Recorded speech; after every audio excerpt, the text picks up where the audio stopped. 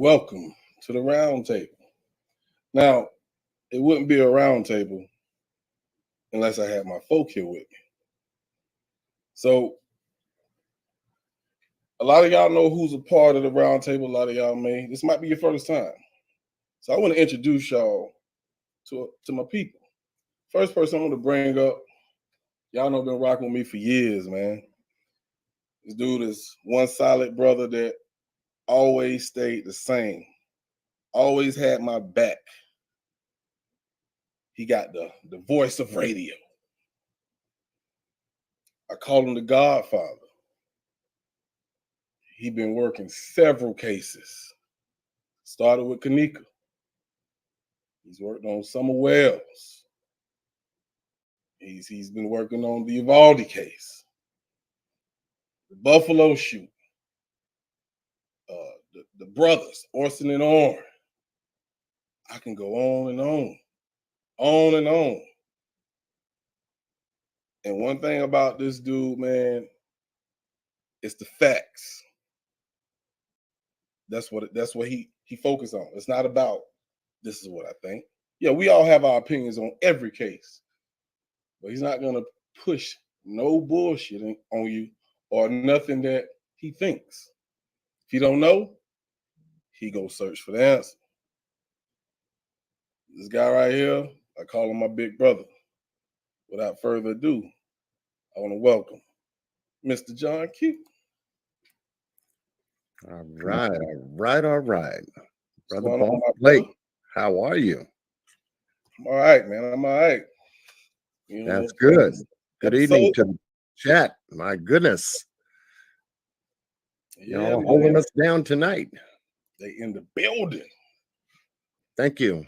Thank you for joining us here tonight for a special roundtable. Session 2. Promise, we're not going to disappoint you.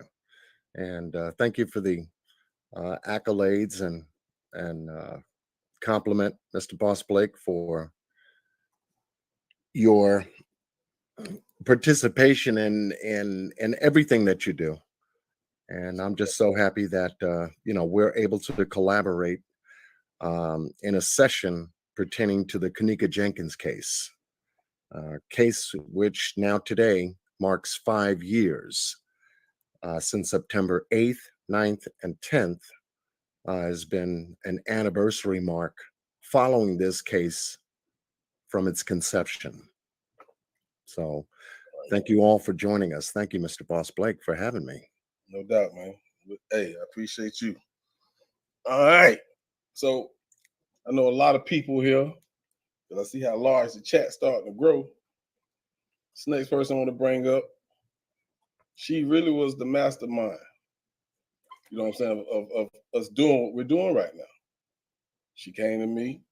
It started, just like she told y'all, business. I did an intro for her. And it's all uphill from there. She hit me up wanting to do this round table. John tried this before. Back in the day, it got a little messy. Yeah, I did. I had that same concept of pulling people together, content creators that were working in the case at that time. And a number of them came through. You came through. Corinne Harris came through. Malika the Warrior came through. We had a host of folks that did show up and did come together to a degree before a lot of other things happened, which kind of broke that idea apart. Absolutely. But y'all know this woman. She probably one of the biggest when it comes to the J4K community. Probably one of the biggest followers, if you ask me. Loyal followers. You can see them all throughout the chat. Talking about this lady, she focuses on the timeline. That's one thing she talked to y'all about. Yeah, the details. Tying the details together. Yep. Real. So, this is my new big sister, man. Got a lot of love for her. I'm happy to be a part of this with her, of course, with John as well. So, man, y'all better show your love. I'm going to call her legendary. 54 Keys. Hey, what's going on, my good people? We riding, baby. We riding, baby. Yes, it's gonna be good times tonight, and I'm glad to be here. It's been a long week. I've gone back and forth with these guys for days now, so y'all gonna see, y'all gonna see a little bit of it. Yeah, no, but I think we needed to focus on the timeline. The timeline was very important, and that was something that a lot of us are still. I'm looking in the chat. We're still on opposite sides of the fence about this timeline. And I agree with some of the people in here, And like I said, I went back and forth with these guys, but it was mature, grown conversation. And just like the first round table, this round table is no different. It's for the grown and the mature. So, long as there's respect, we good in here. Most definitely. Most definitely. Most definitely. So y'all know what it is. Y'all know how we rocking. We start from the beginning. So we're gonna start with the 7th. Yes. And we decided to start with the 7th because that's important. You know what I'm saying? If we're gonna go with the timeline, we need to start at the beginning. So we're gonna start with Miss Watkins and the young brother. I'm gonna just leave it at that. Who came up with her? And we're just gonna show y'all some footage, and then we'll go into our commentary. Or we can talk about it because there ain't no volume on it. So let me bring that up real quick. Y'all want to go ahead and jump into it and break down what we're going to talk about? Feel free to do so. Let me share my screen.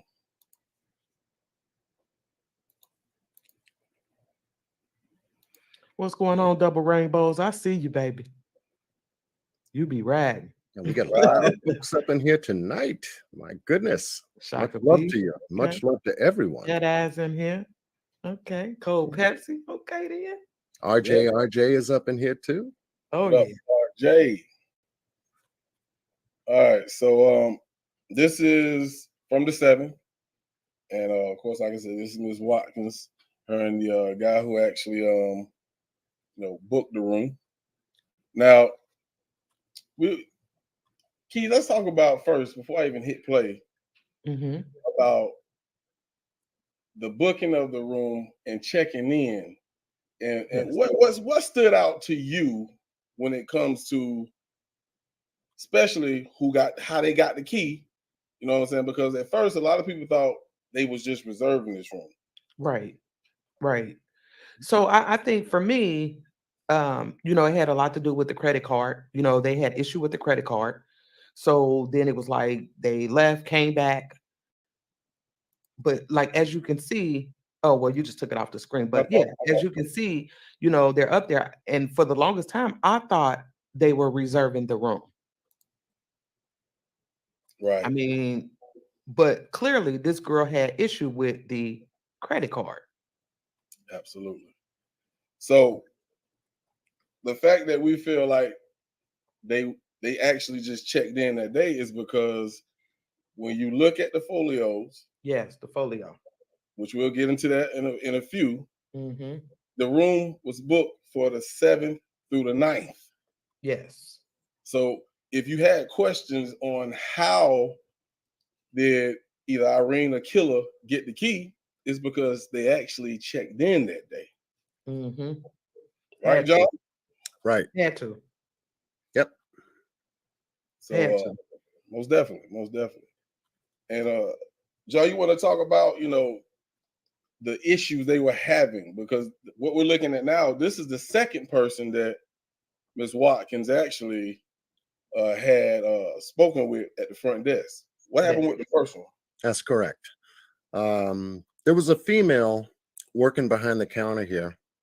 And when Miss Watkins and her party showed up the first time, she was having an issue with clearing the credit card that was given to the girl to swipe and manually book the room. And she stood there for several minutes doing the same activity, trying to get this room cleared with the card. And so, since she was having an issue, she was, I guess, having a discussion with Miss Watkins and her party in regards to the card declining. According to the detail report on this, which is part of the case file, the card declined at least 4 to 5 times during the time she was behind the counter. Okay.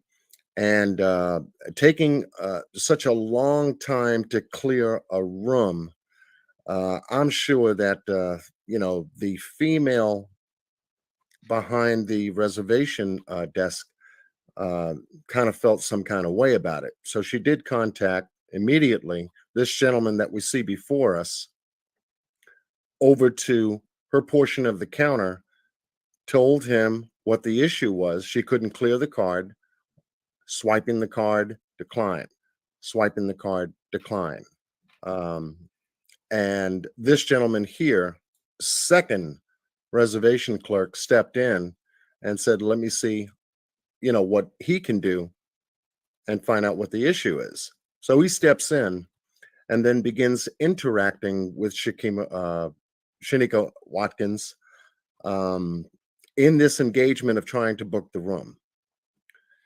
If you watch his hands carefully in this short clip, you'll see him begin to operate, trying to identify who she is.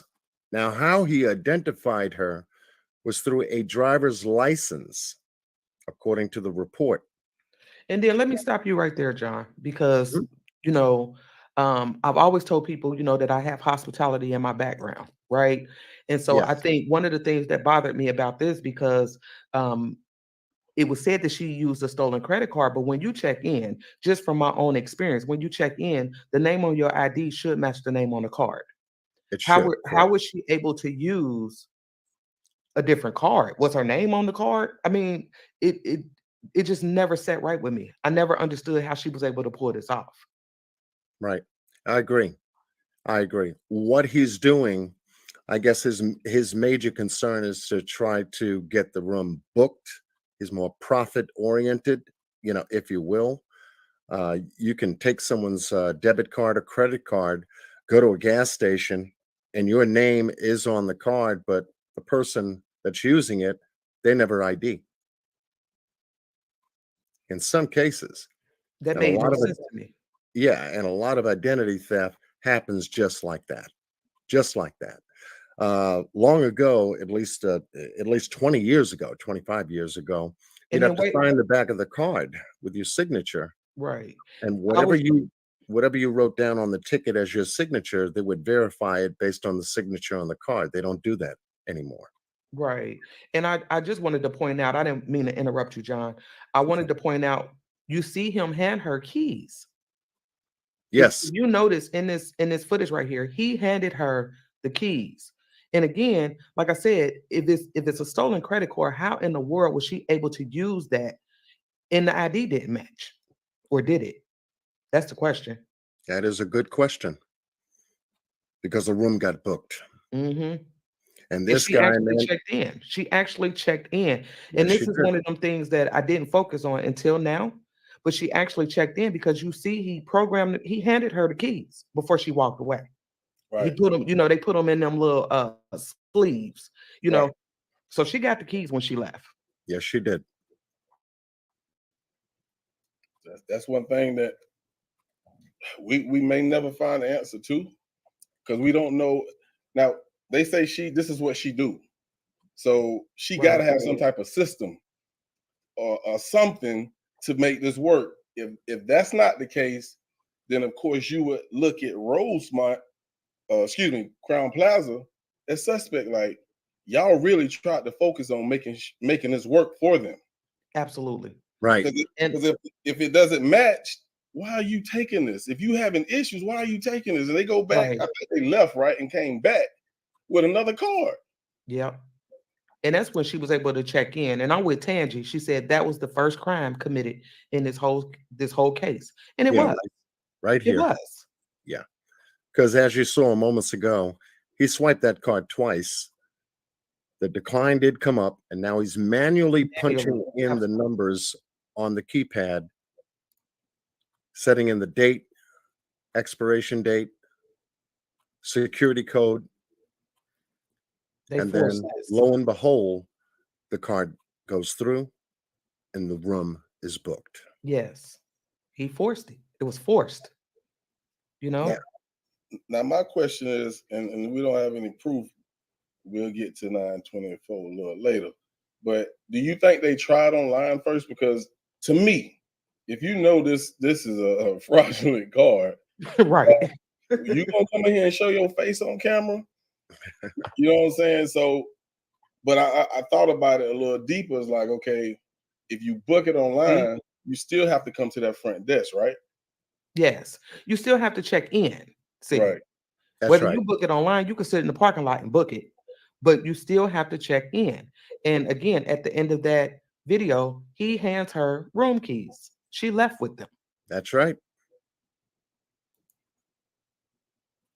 Yeah, right there.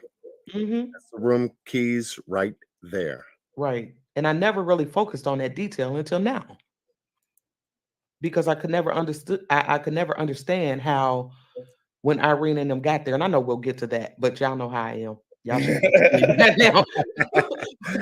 But I didn't understand how Irene never stopped at the front desk. Absolutely.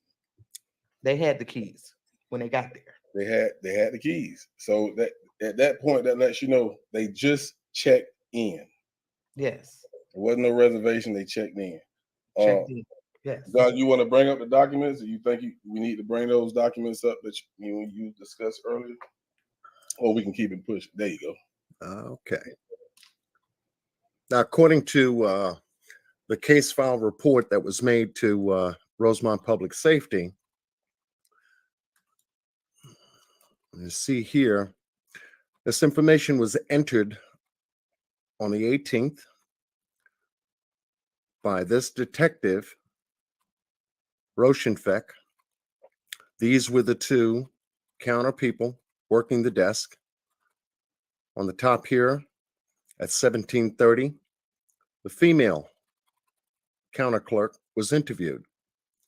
The tenant at the Crown Plaza located at Rosemont, Illinois, stated she was scheduled for work on 9/8/17 throughout these hours here.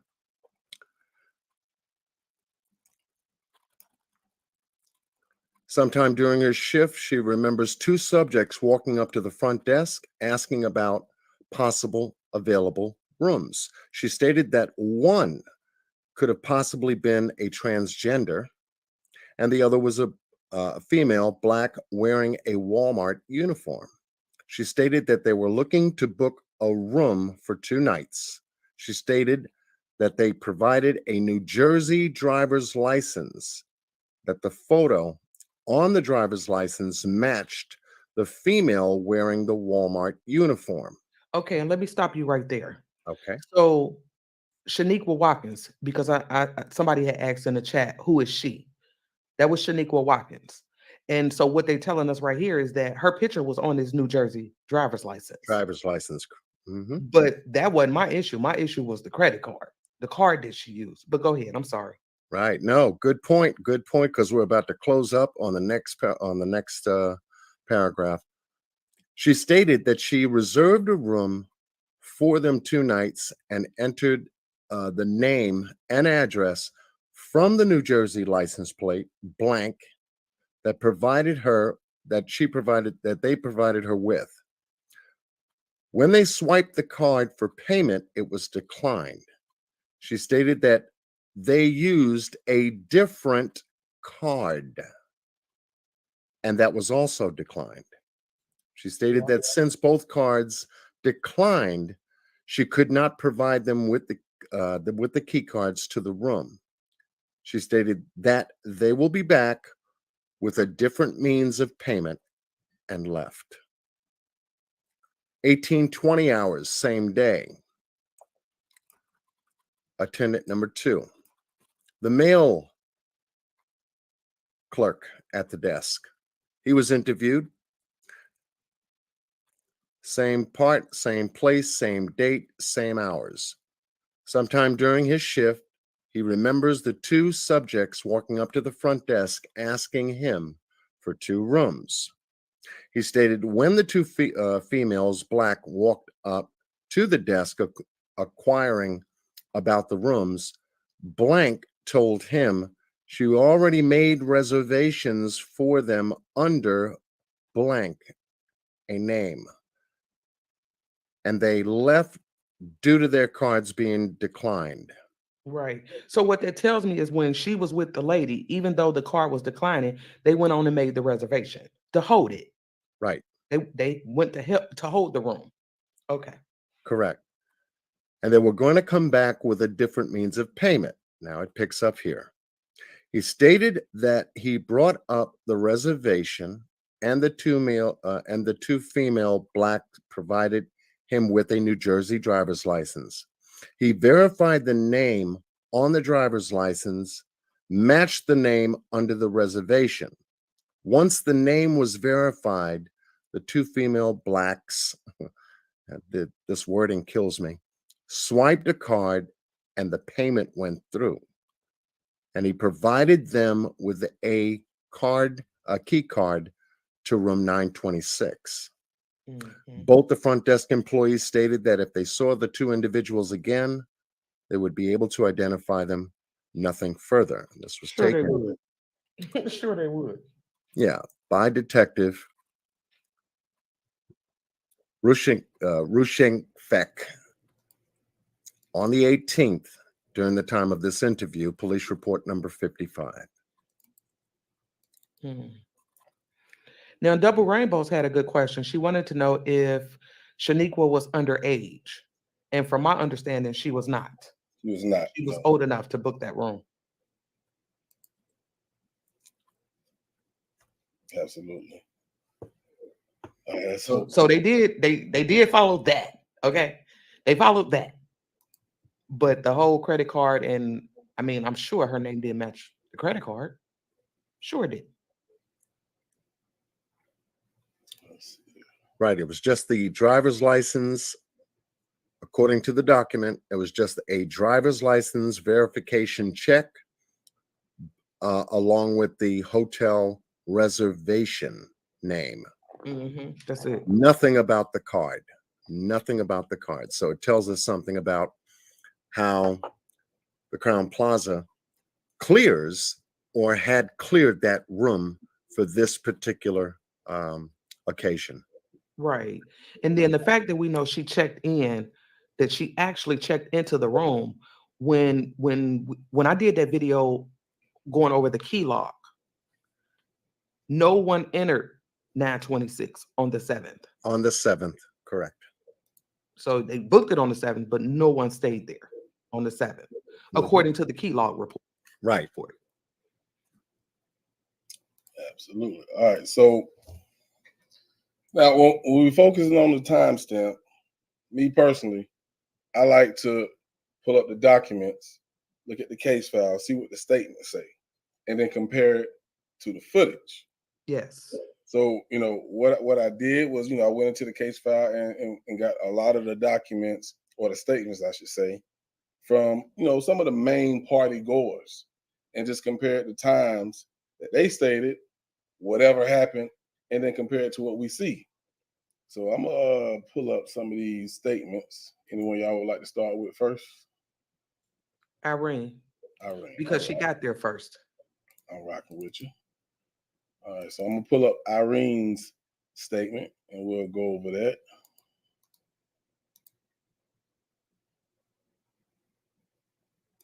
One second. Cole Pepsi said, so what was the other room that they booked? That I'm gonna be honest with you. I'm not sure, because he only gave her one set of keys. She only got one set of keys. Right.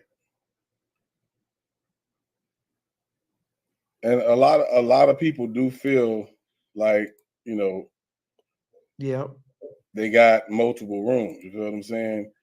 But and we don't have proof of that. Right. Now, here's the thing, and y'all know where I'm at with this. I believe that there was more rooms, but I don't believe they were booked by Shaniqua. I mean, I'm quite sure some of y'all have been young before. I've been to hotel parties and I ended up getting my own room, or staying with somebody else who got a room because nobody wanted to drive drunk. Hotel Right. party lit. I don't want to drive, so we might as well stay. So I do believe that there was multiple rooms, but in that footage that we watched of Shaniqua, she only received one set of keys. Right. All right. So I'm gonna read a little from the document, and let me make it a little bigger, just make sure y'all can see it. Of course, we know. Irene said she got there approximately 11. What was it? 10 o'clock. Yes, on the 10. 8th. Of course, we all know who she arrived with because we can actually see that on the footage. All right, so I ain't gonna get that yet. I'm gonna hold on. Excuse me. So prior to arriving, the hotel, Irene stated, this is what we want to go over as well. Of course, we know about the drugs because we can see that clearly that she was on something in her life. But she stated that she left the hotel approximately 10:30. We can confirm that. You know what I'm saying? On the line, even though it may be a little bit off. You know what I'm saying? She stated that she returned approximately about 11 o'clock. Right. John, by any chance, you got that footage on hand? Yeah, she said she had to go get some swishers. Right. She left and came back. Right, absolutely. And then another thing to take note of is the fact that on the key log report, we have the first entry into room 926 at 10:44. Right. So her saying she got there at 10:30. Of course, like I said, she was on X pills. So her memory could be a little bit foggy, but it's certain things she do remember. But it's like everything was fuzzy. Yeah, right, it was a little fuzzy. So we can confirm that she was there around 10:30, 10:44. So now, why do I stop there and talk about that? Is because if you go at the 2 o'clock time, and we're gonna look at it both ways now. I ain't trying to get y'all to ride with me because I'm with the 3 o'clock time. So if she got there around 10:44, 10:30ish, that can be confirmed. Yeah. All right. You know what I'm saying? And we can look at the key log or whatever, but it's right there on the footage. Right there on the footage. It was. So we definitely want to, put that out there as far as Irene's statement goes. She stated shortly after Kanika them arrived, she started a Facebook Live approximately 1 o'clock. Now we know that ain't true. Why? Because Kanika them got there at 1:13, so that live had to start after that, correct? I mean, see, now you know where I'm at with this. Now, because I'm believing that she got there before that. Right. I do. Right. I feel that, and especially when you look at the text that Kanika sent, like I'm ready to go. It was like 7 minutes after they supposedly got there, but we'll touch on a couple more things, and I'm gonna tell you. I mean, I feel like she got there earlier than 1. I do. So 54 is 12 o'clock. John, what you think, bro? What about the people in the chat? Who ran with the 113? Yeah, who ran with the 113, man? Yeah, Taisha Murphy says she with you, 54. She with you. Yeah. Now we'll cover some things, and it just makes sense to me, But hey, that's my opinion. Now Tangi, she believes that Irene was there since the 6th. Now the room, we do have confirmation that the room was booked or paid for on the 7th. John, just remember you on mute too, just in case you didn't know, John. And so when you think about, and that goes back to that ticket that was dated the 6th. What we clearly saw on this footage was that the rooms wasn't booked and paid for until the 7th. The 7th. I feel like that's a detail you can't overlook that. Right. Absolutely. April say 12 o'clock. I'm with you, April. I'm riding with you, baby. I'm, I'm riding with you, baby. Because the receipt, I'm just going to step back just almost a second from where we are right now. That's fine. That's And fine. if I can just share Go right ahead, my brother. this image here. The receipt we have from the Crown Plaza under the booking of the room. I don't know if you guys can see that. If I can go ahead and blow it up a little bit. Yeah, blow it up. There you go. Yeah, looks good. All right. Because we got some folks saying that there were multiple rooms booked under the credit card. This is a folio that belongs, obviously, to the Crown Plaza. We have it here, the folio number, the room number, 926, date of arrival, 9/7, departure, 9/9/17. Room charge on the 7th was $119.01. The room tax on the 7th, $16.66. Room charge for the 8th, $119.01. Room tax on the 8th, the same, $16.66. The Visa card was used. The total amount was $250. There was nothing under miscellaneous other than a few charges here under $50. All the charges are here. It comes to a full balance of $321.34. And the fact that you see a zero balance, that means that card went through. That card cleared, correct? Yeah, it cleared. And so when looking at the folio, and I know we all, we kind of went back and forth about this, but I never understood why they split the payments up. I've done night audit. Why split the payments up? You had one for $250 and then one for $71.34. Then they added $50. Like it was just this right here just was a mess to me. Yeah. So this is the invoice that the card charged. It's part of the case file under room 926 on the 7th, departure date the 9th. We go to the next to here, blow it up.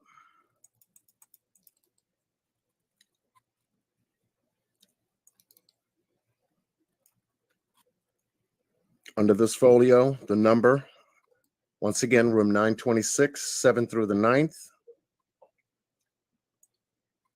And of course, this was generated on the 12th of September,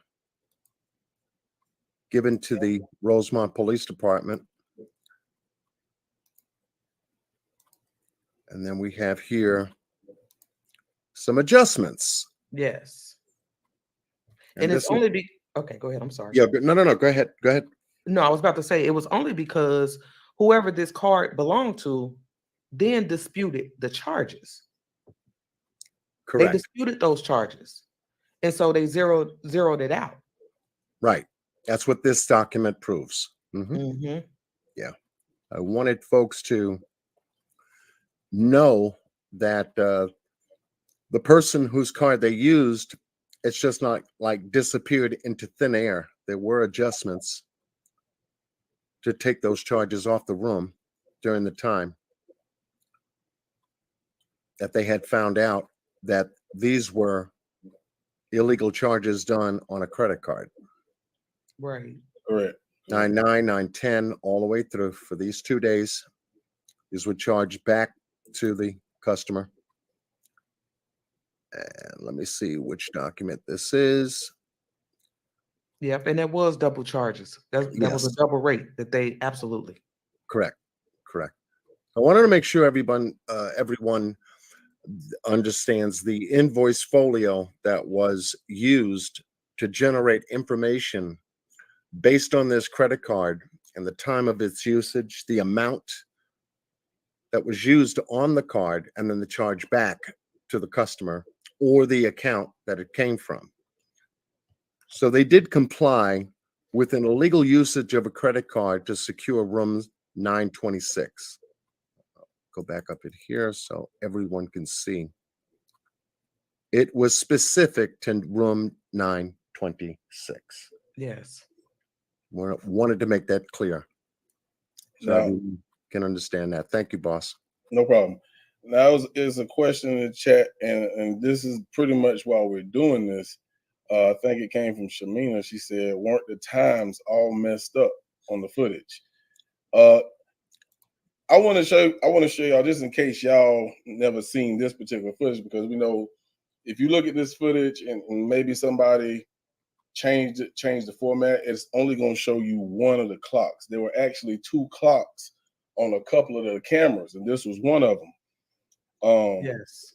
So I definitely want to show you guys this so you can understand why we have a hard time when it comes to going with the 12 o'clock time when they arrive, or the 12:13 time, or the 1:13 time. So as you can see here, we see them arriving. On the right-hand side, you see 1:13. The left-hand side, that's 12, which it says 12:12. So this is what caused a lot of confusions, especially when the first news article came out and it said, you can see Kanika getting off the elevator here at 2:24, and she roamed the hallways for over an hour. Now, does that make sense? Like, did she really roam the halls for a whole hour? Hell no. Hell. Right. And then let me tell you something while we're here. Okay. You know, like you said, we had the two timestamps. We had the one on the left, the one on the right. And one of the issues that I took with this is when we did the last roundtable and we discussed the tickets. Kaki, which we all saw him come up and get a ticket. Kaki, he made a post saying that he left at about 3 o'clock. The left-hand time is what matched his statement, not the right. So my thing is, how can it be we matching it up with the left-hand time and then we ran with this 113 on the right as far as Kanika and them arriving? Like, it just didn't make sense. Like, I feel like the timeline should have added up to everything on the left if that was the case. Right. But it didn't. And that's why it was like we were all over the place. And when it comes to that, you know, he didn't say that. He left around 3. And you see the footage at the front desk when he's, trying to get the ticket or whatever. It was 2:56 on the left-hand side and 3:56. But at the same time, we know what Irene said, and these are two different people. So, I don't know the state of mind he was in, but she said she left 5, 6 o'clock. And we know that ain't true. You know what I'm saying? So that didn't add up. So we like, did he have the time right? What time he left? I don't know. He could have. If he knew what time he left and he's 100% sure he left at 3 o'clock, then that's a problem. Because now that changes everything. Now we're going with the left clock now. Absolutely. Exactly. So to see Kanika coming in and us using that right-hand time of 113, I mean, how? You know what I mean? How? Right. It's like certain things we were saying we were going with the right, and then there's other things you're going with the left, and that's what, to me, what caused the confusion. We didn't know which time to follow. Absolutely.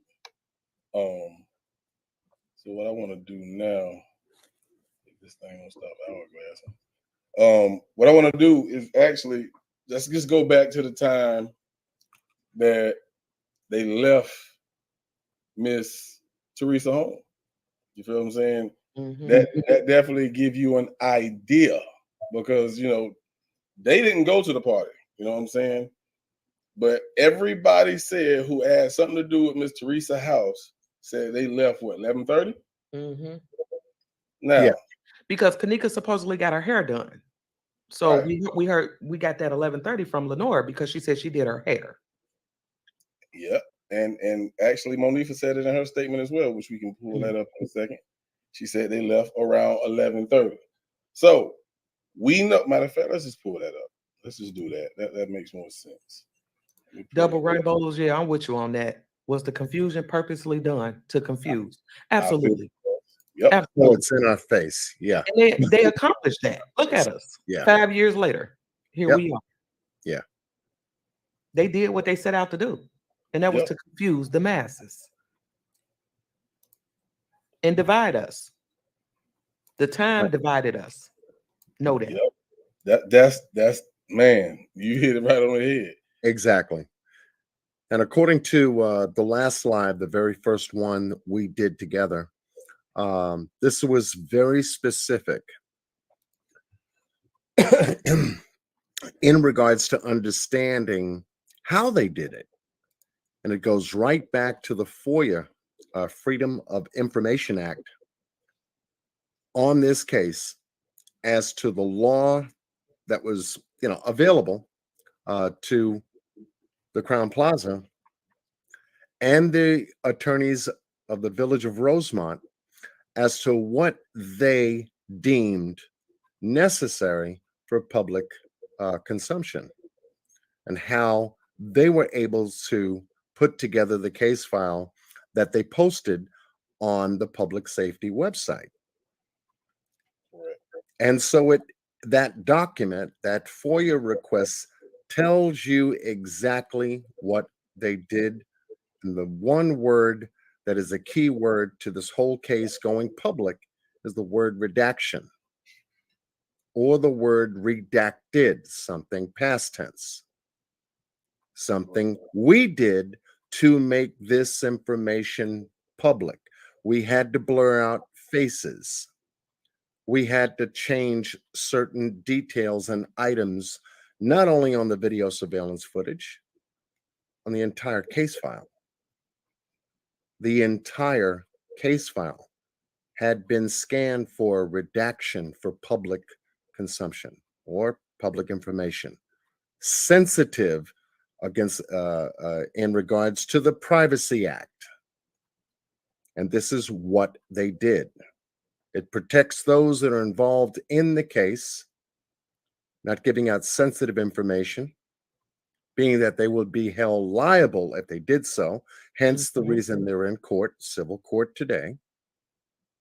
But yet at the same time fulfill what the Freedom of Information Act is all about, and that is any persons or entities could request information on a case based upon reporting, commentary, whatever, just like we do when tonight with Mr. Boss Blake putting up a Copyright Act disclaimer.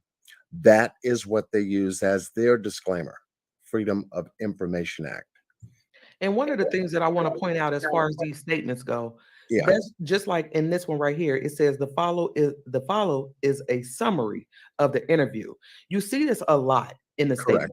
statement, where they're like, hey, look, this is not word for word. This is it's not verbatim. So Right. all we had was somebody summarizing what someone else said. Correct. So, I mean, it is not a court statement. It is not a testimony of a witness, because in that case you would have a recorded or someone who is a stenographer taking the statement of a witness pertaining to a case, and that witness must sign off on an original legal statement, word for word. Here you have a narrative, which is individual officers or paired together receiving a narrative statement from the people that they interview. These are non-custodial interviews, informal. right. Tell me what you saw. Tell me who you were with. What time did you get there? Okay, when did you leave? Did you But see the anything suspicious? And et cetera, Right. et cetera. Yeah, But the problem is with doing that, you can mix up the details. correct. That's the problem. Because you're relying on one individual to interpret what the other What was said. individual was saying. Absolutely. Correct. What was said. That's And I got a based on problem with that. interpretation. I have a problem with it too.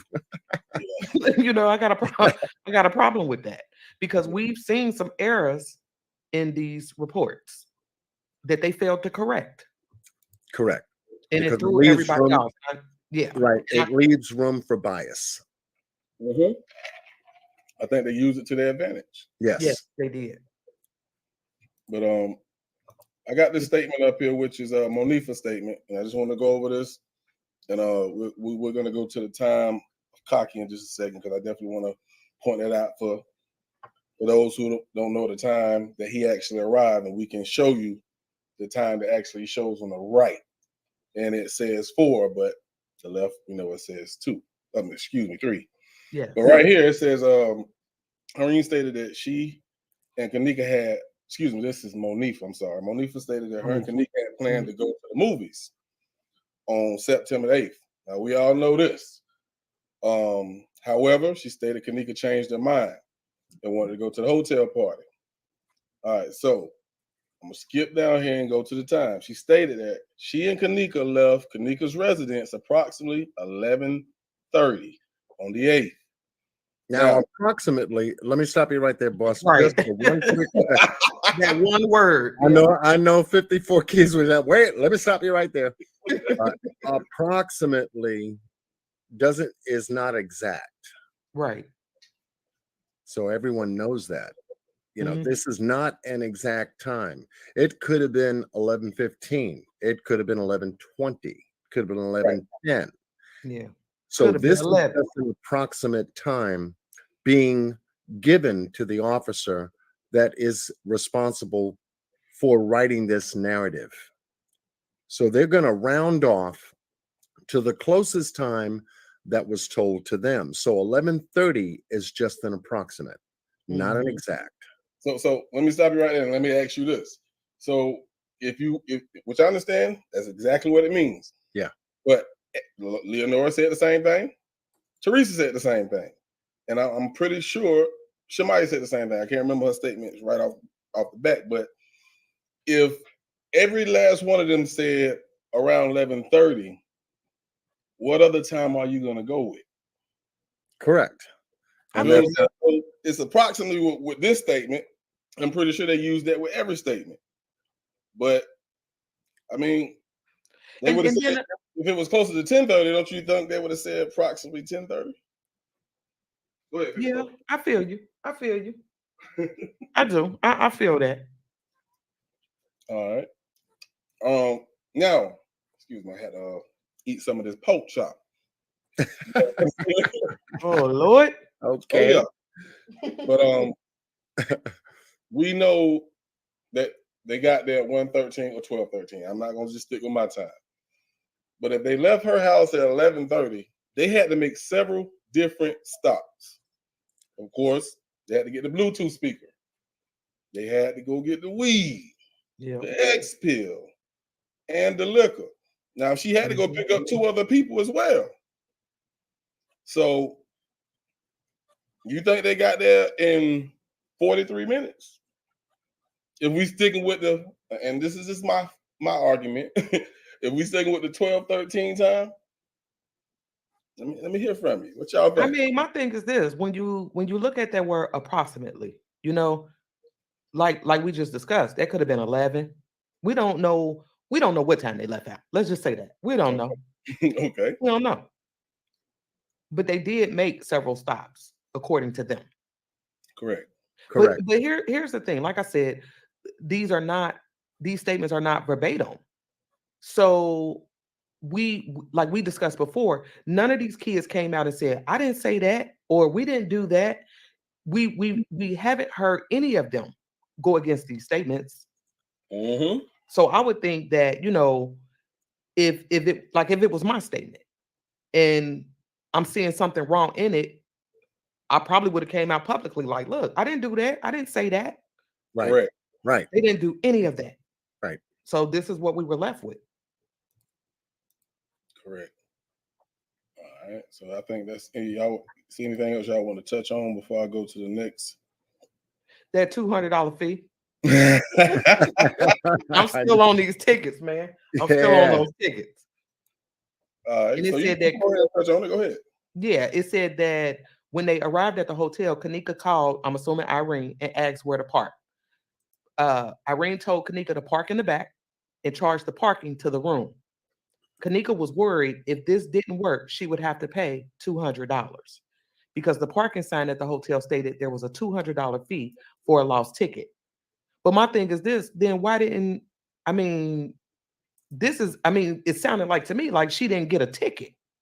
So I'm assuming when we look at how the gates work, and we assume that you pull up to the gate, you hit a button, it spit out a ticket. It seems to me that there was an option there Right. where you could charge it to the room. So is that why some people didn't have tickets? You understand what I'm saying? Like, because why would you be worried about a $200 fee if you have the ticket? But Irene clearly in this statement they said that Irene told them to charge it to the room. So outside somewhere at this parking gate, you have the option to charge it to the room. Absolutely. Right, that would make sense. That's the only thing that makes sense to me. That's the only thing that would make sense to me. And like I said, that could explain why some people didn't have tickets. They charged it to the room, so they didn't get a ticket. You know what I mean? Like, that's what this sounded like to me. Let's see. So Tangi said it was said they stopped and got a bottle, but that wasn't proven. Didn't they get a? Didn't they actually go up there to the liquor store, to Rosemont Pizza, and interview? Yep, they did. Okay, I just want to make sure because I want to try to listen to everybody and what they feel happened or some information they have. Mr. Jackie Dragon's here. All right, in the building. Mr. Jackie Dragon. Yes, sir. Hello, hello. So, Mr. Jackie Dragon, so he said, no, charging to the room comes after. You still need the ticket to get through the gate. That's what I would think. But how is Kanika worried about a $200 lost ticket fee? That means she doesn't have a ticket. So it just made me wonder, like, well, is there an option at the gate where you could charge it to the room where you don't need a ticket? And then what we saw in Jackie Dragon, we actually played your video at the last roundtable about the tickets, and you did a wonderful job with that. Let me stop and say that you did a beautiful job with that. And what we saw was some people walked up to the desk and handed over nothing, but got a ticket to leave. And got a ticket, a redemption ticket to leave the parking lot. Yep. Yeah, we couldn't explain that. Some people did turn in a ticket and received another ticket in return, but some people did not. And it's like, how do we explain that? We got hot chocolate left a comment stated it only takes 30 minutes to get to the west side of Chicago to Rosemont. If they left approximately at 11 to 11:30, they could have made it at 12:15 after. All right, with you, hot chocolate. I'm with you, baby. Yeah, like they had to. Okay, you had to pick up two people for one, and then you had now you got it. I don't know where they got the Bluetooth speaker. I don't know if they went to a Walgreens or something. I don't know. Yeah, because that was never clear. Because for the longest I thought it was Walmart, so I don't even know. Okay, I don't even know. Lady Goddess in the building. I see you, baby. And I don't know where the vicinity of Chicago that Shamaya live or Bree live. Compared, was it on their way to Rosemont? And it could have been. It could have been. That's why I'm saying, I think, and this was one of them things why people was like, oh, well, they had to get there at 1:13 because of everything that they supposedly done in between, but we don't know where everything sat. Right. So, Well, this is the time I'm gonna go ahead and hit play. This is the time we actually see, I believe, Cocky them start to leave, if I'm not mistaken. 2:56. No, this one should. Yeah, it was 2:50. Well, if we're looking at just this lobby, it's only one time on it. You know what I mean? It's only one time on the map. All right, so let me go up a little bit closer to 3:56 because that's the right hand side. Yeah. Yep. The left hand time is what said that he was getting his ticket at. There you go. And there's the group right there. And this is the discrepancy, because if we're looking at the lobby footage, of course, we're only looking at one time, which says 3:56 or 3:55. Right. So we're like, oh, they left at about 4:00. But in his statement, in Kaki's statement, he said that he left at 3. But on that front desk footage, we saw a time on the left and a time on the right. The one on the left is what matched his statement. Right. Right. Yep. See, all this right here, it's too much. You understand what I'm saying? They mess with the time. So, and it's just, I like what you say in 54 when you say you always listen to everybody's opinion, Absolutely. because what they presented to us, you can understand why people are so confused or why they go with what they go with, because they threw so many damn curveballs in this Right. damn case. So I respect that. Yeah. Right. So you can't say one person is wrong. You can't. All because of the timeline. Correct. You just can't. And that's why I respect everybody's opinion, because they're using certain details to come to the conclusion that they've come to. Right. And this is just one of those details. And like we see him come back in, go back up to the desk. But when we played Jackie Dragon's video in the last roundtable, we saw that this is not the right time. Hmm. Well, according to Kaki's statement. According to his statement, correct. Yep. Say Mr. Jackie Dragon say he don't do lies. He just in the chat. But y'all just, yeah, I mean, but one of the things that I need y'all to understand is that he's very instrumental in this roundtable. Yes, he is. He has a lot of respect from everybody up here. Yes. And we was behind the scenes fooling with him, messing with Jackie Dragon. But I mean, smart guy, you know. Did a Very fantastic job covering a lot of the video surveillance footage, tracking killer, what time Mike and that group came in. I mean, extraordinary, tracking the police, a lot of different meaty details to really take a look at, because a lot of the questions that we had, he had, Yeah. Right. and vice versa.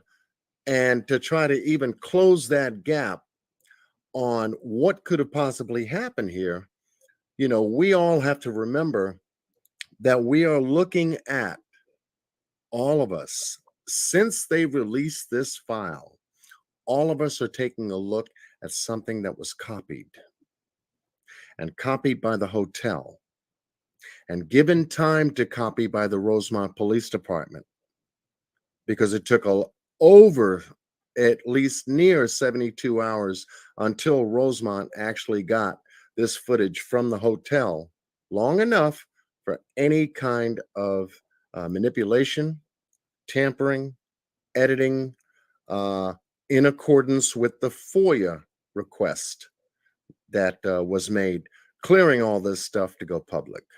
Right. Yeah. Yeah. And then y'all showed that one girl, Real Gwen, she just because white girl, man, he, she, whatever it is y'all want to call her, she bothers me. Okay. I'm just saying, this girl knows something about something. I'm sticking to that. I'm sticking to that, man. This is actually this is Bree's statement. And of course, as you can see right here, I'm skip all the other stuff that really not going on what we're talking about. You see approximately 1 o'clock on the 9th. And as you can see all the stuff she said they did prior and also leading up to the parking ticket. You know what I'm saying? She says the same exact thing. So, only reason I focus on it is because we trying to get to the bottom of this time. Right. And that's we can even talk about Leonora. Now, you remember what Leonora said in that news interview, right? She was like, so it had to be the 3 o'clock time, not the 2 o'clock time. Y'all remember that, right? All right. She was looking like, hold on, this ain't making sense, because she was going by that 2 o'clock time too. So, you know what I'm saying? Because that's what they presented us. Absolutely. So if her sister got damn confused, then shit, I can understand why y'all are too, or we all Right. are. And then we have to go back to the word approximately. She said approximately 1. That could be 12:30, as far as I'm concerned. Sometimes we got a habit of rounding up time, not that kind of thing. But again, even and let me just say this. Let me say this. Go ahead. When they first got there, what we see on the footage, when again going back to the last roundtable about them tickets, y'all know I can't let them tickets go. I can't. And That's one of right. the things that bothered me was the fact that Bree went to the desk to see about the tickets, but she wasn't the driver. If Kanika is the driver, that's like if I show up somewhere with y'all and I'm worried about a $200 lost parking ticket fee, you know, this, that, and the other, I'm going to see about that. Right. Who do you think Kanika should didn't. go? Right. Absolutely. Kanika didn't. Bree went to see about the tickets. That Right bothers after me. they got there. Soon Right as they got after there, they got there. That's right. immediately she Mhm. went to see about the ticket, and then it made me wonder. And y'all know I brought this up before. Did I mean it's almost like was Kanika was the plan for her to leave the hotel that night? Because I feel like again she should have been the one saying about that ticket. She should have been the one we seen at the front desk. Right. I mean, clearly in the statements they just said she was worried about it. Then why wouldn't she go check on that? Bree went. That's correct. She certainly did. And I got a problem with that. And I do too. I mean, then it could have been a friend thing, like, well, girl, yeah, I go see y'all gone up to the room, I got it, type of thing. But really, and then for Bree be the one we seeing going in and out, leaving, gone an hour, what was the plan? Like, I just feel like there was something in the mix at that very moment. There's a lot going on with Bree too. Yeah, and she's the least spoke of when you think about that whole crew. Bree said nothing. She didn't say nothing. She didn't say shit. You hear me? Hey, but the crazy thing about that is she's the only one who did that in the MTV special. Sure did. So that I don't know if that means anything, but well, we definitely saw what happened right after that special was aired. Regarding Irene, regarding Monifa, right, and then regarding Shemaya, because all three of them went live, whether from Snapchat or whatever a social media platform they went live, and they were very voicey about what had occurred that night. right. This is what I did. This is what I did. This is what I did. You took your friend out of the room, then came back, and then told me you lost her. How do you lose a physical person? Absolutely. Is what Irene came back with. And you see them all at the desk. Like I said, I just didn't understand why Bree took the initiative to see about the tickets. Take a look at that comment on screen.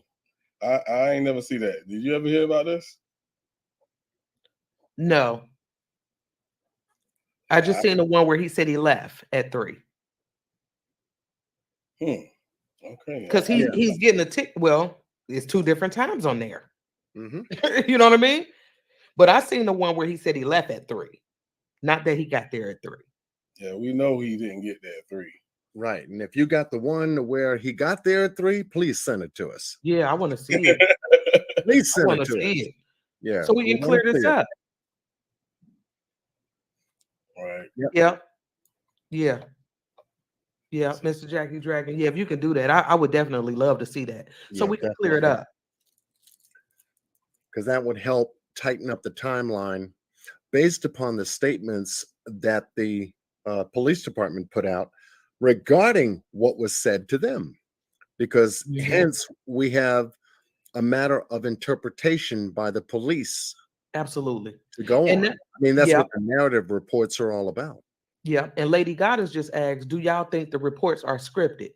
That's the problem. They can be. I think that's my conclusion, just for the simple fact they're saying they're not verbatim.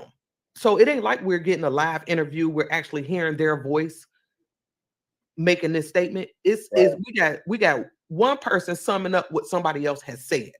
Right. And we're human. And we're gonna get to it because there's a couple things in these reports that is incorrect, but they were never corrected. Right. Correct. Yeah. And when you're trying to use language to define one specific conclusion, which this is an accident, the language kind of flows in that direction. Mm-hmm. Okay. and the language must flow in that direction in order to give the overall idea. Yeah, this was an accident. By Absolutely. anyone who reads any documents or takes a look at any pictures or looks at video surveillance footage, yeah, this could most likely be an accident. It gives you that Absolutely. pause to say that, and yet deemingly so, because the hotel has a higher liability if it's a murder or homicide at the hotel than it is an accident. It's a higher liability when it comes to covering yourself insurance wise. And here's my thing. If we feel like the footage have been altered in any way, time skips, there's a lot going on in this footage. So if we believe that the video has been altered, why wouldn't they alter the statements to go with the narrative? If Correct. I'm going to do one, I can't fix one and not fix the other. Or you can write the narrative based upon the alteration of the video. Absolutely. Vice versa. Vice versa. Yep. So yeah, so we Good point. got to be careful with the whole file. The whole file. Good. Yeah, the whole file. That's right. Good point. Because that's why we're carefully revisiting this whole case and scanning everything carefully, taking our time and doing, obviously background work, conferences, to really take a look at some of the things that we may have overlooked when we first started covering the case. And I'm talking about all three of us. Right. And finding different things that we didn't see before. Right. I guarantee you, you're about to see certain things tonight that it's going to be a brain twister. I brought this up.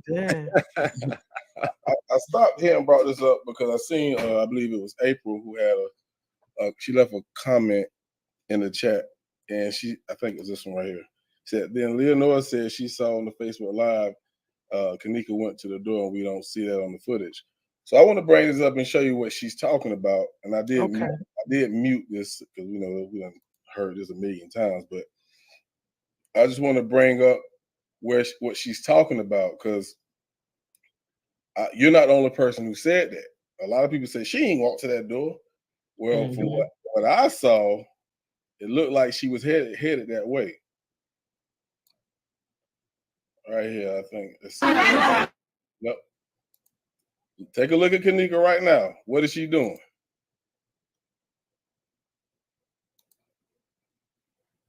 Doesn't it look like, now I'm not being funny, doesn't it look like she's walking towards the door?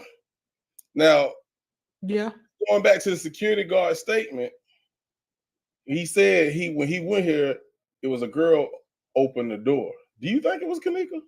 Or was it, because I believe this door was open before she got to it. You know what I'm saying? But I could be wrong.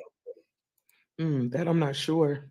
But of course, they took the camera down so we couldn't see what she did or how far she walked. Right. But she did look like she was headed towards that door. She did. If we believe that's her right there, she did. She did. I got a problem with these lives, but but if we're assuming that that's her, then it looks like she's going toward the door. Right. Now I'm only going back here because y'all know how I am. When which you probably won't be able to see it here, but I looked at Ty's sister watch when she was rubbing her hair. And y'all probably won't be able to see it here, but just by looking at that watch, it said 2:45. Now, I don't know if they that damn good where they can alter the way. See, that's what I'm saying, boss. I don't know, man, because I forgot. I can't think of the name right now. Who did the video? And I think I covered it in one of mine where they zoomed in on this watch and it said 12:55. I'm just saying. Yes. Well, that would be insane. Because, yeah, it would.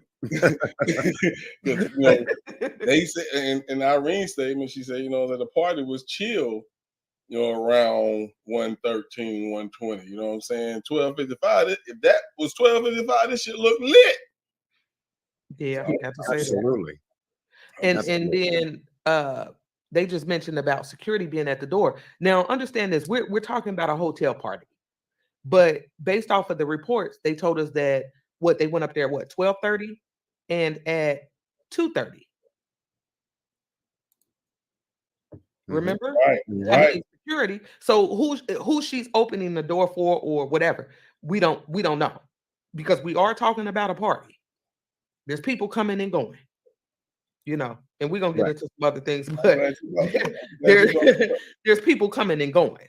But as far as security, we had 2 times. We had the 12:30 and we had 2:30. Right. The noise And complaint. this looks more like the 2:30 time. But my thing is this: then what would be the noise complaint at 12:30? If she's telling us the party ain't got lit to about 1:30, 2 o'clock, what the hell they doing up there at 12:30? What's the noise complaint at 12:30? Right. Now, this what Smiley stated was what she heard was, damn, they back again. This That's at the her 2:30 time. statement. That is her statement. Yeah. Yeah. So she assumed that they already came there once before. Absolutely. Right. And I understand why she would say that. But matter of fact, let's go ahead and pull this statement right here real quick, which is the security guard statement. He gave us the time that he went up there. He gave us 2 times, but I cannot find that second interview. If you got it, 54 keys, it'll be great. The second interview for who? The security guard. Yeah. If you got it. If not, it's cool. No big deal. But what he stated in his statement, he arrived. Matter of fact, I ain't even got it on the screen. Let me add it to the screen. I got you, boss. You got me? Okay, great. Appreciate Yep. it, bro. All right. So his statement was stated that during the evening between 1 and 2, he's not sure exactly what time it was, but he stated he received a noise complaint coming from room 926. All right. So my assumption is that's the 2 o'clock time. But he also was told to go check up there again after Kanika went missing. Because of course we know the front desk called. I guess they got a complaint about people roaming the halls and knocking on doors or whatnot. Right. And he sent the security guard up there. He said the security guard, when he got up there, he saw 3 girls walking the hallways, knocking on doors. That's correct. Mm-hmm. So he went to the door, and of course they informed him of what was going on. He said, "I'll go look for it," which we don't ever see that shit. But that was the second time. So those were the 2 times that we know for a fact that he came to the door. Did he come there 3 times? And now, boss, what time was the second time, according to this document here, is that now? Now we know this time he giving some bullshit, but let's go through. It said he stated 2 hours later. He's talking about 2 hours from the first time that he mentioned up here, which is the 2 o'clock time. Okay. It's when he went to the 9th floor. 2 hours later, so we say 2:30-ish. Let's say it had to be 4:30. Of course, he said 2 hours later. He didn't use approximately, which we know their time should be documented somewhere when they get some type of complaint. Right. So being that approximately is not used here, can we say 100% that he's telling the exact time? See, that's what I'm saying. I got a problem with the whole 1 to 2. 1 to 2 is a long time. Okay. Yeah. All this approximate and all these dashes, I got a problem with that. Yeah. I got a problem with that. But when you go to the noise complaints, so if he's saying that in this statement, then the noise complaint that they got at about 12:30, he didn't go up there? Or is this between the hours of 1 and 2? You understand what I'm saying? Like, again. He got to work what time? It's a lot of time right there. He got to work at what, 11 o'clock, 11:30? He said his shift started at 11. Yeah, we're going to have to look and see what the hell he was doing around 12, I guess. Because his statement, the second statement that he made Are you looking at the 18th statement? If you go back up top, Oh, okay, my fault. Let me go back up here. that's What's okay.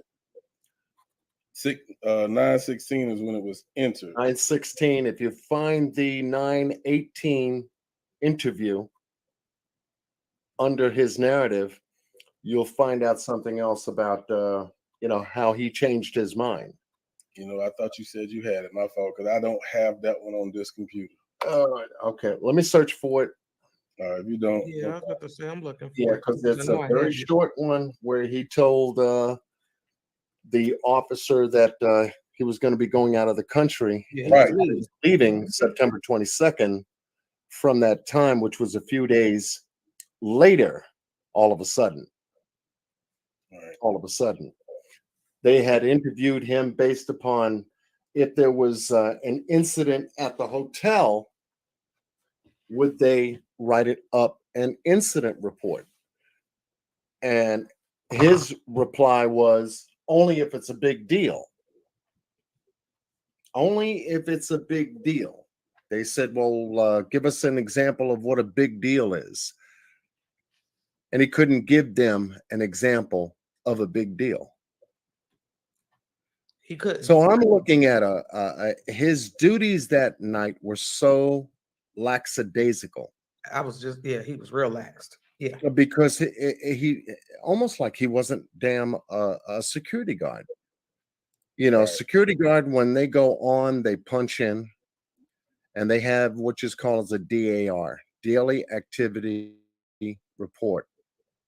Anything that they are too secure, routine rounds, front desk policies, and all this other stuff, they are recording hour to hour to hour to hour their shift of their duties, what they checked, what was normal, what was out of the ordinary, etc., etc. Anyone that has done security in this chat room knows what I'm talking about. Matter of fact, put a 1 in the chat if you've ever done security work in this chat. And here's the thing, It's vital. It's vital to liability. Yeah. Yeah. I mean, you had to record incidents. Correct. It's like the security guard where I work, it was like they had this checklist where they have to check the floors, make sure the doors are locked, make sure this is Correct. filled up. They have a checklist. But yeah, I mean, yeah, it's vital. It's vital the to incidents your should have been employment. reported. Mm-hmm. And recorded. You understand what I'm saying? And I think that's why the police was asking the security guard, like, well, why you ain't report this? They're seeing all of the like violations, if that makes sense. Right, absolutely. They're seeing it. So they're asking the security guard, why didn't you? And he was like, well, it wasn't a big deal. They was like, well, shit, nigga, what you think is a big deal? You got kids up here smoking, they drinking, I mean, they everywhere, probably in the hallways. We know they in the hallways. This a party we talking about. You got all these noise complaints. Come on, man. Like the police, in my opinion, was asking, why didn't you handle this sooner? Correct. Yeah. And that's what the second report clears based upon their second time interviewing him. And when you read that short report, you shake your head. Were you actually security that night? And we had a couple of 1s in the chat. Thank you for responding to that, because that is a security personnel's job. Anytime they move away from their post and they are on a routine round, they are checking specific areas according to policy that the hotel wants them to check.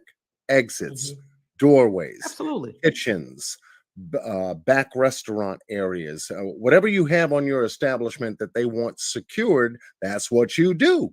Yeah. And then like for Fire Mama, she said, why is security doing housekeeping duties?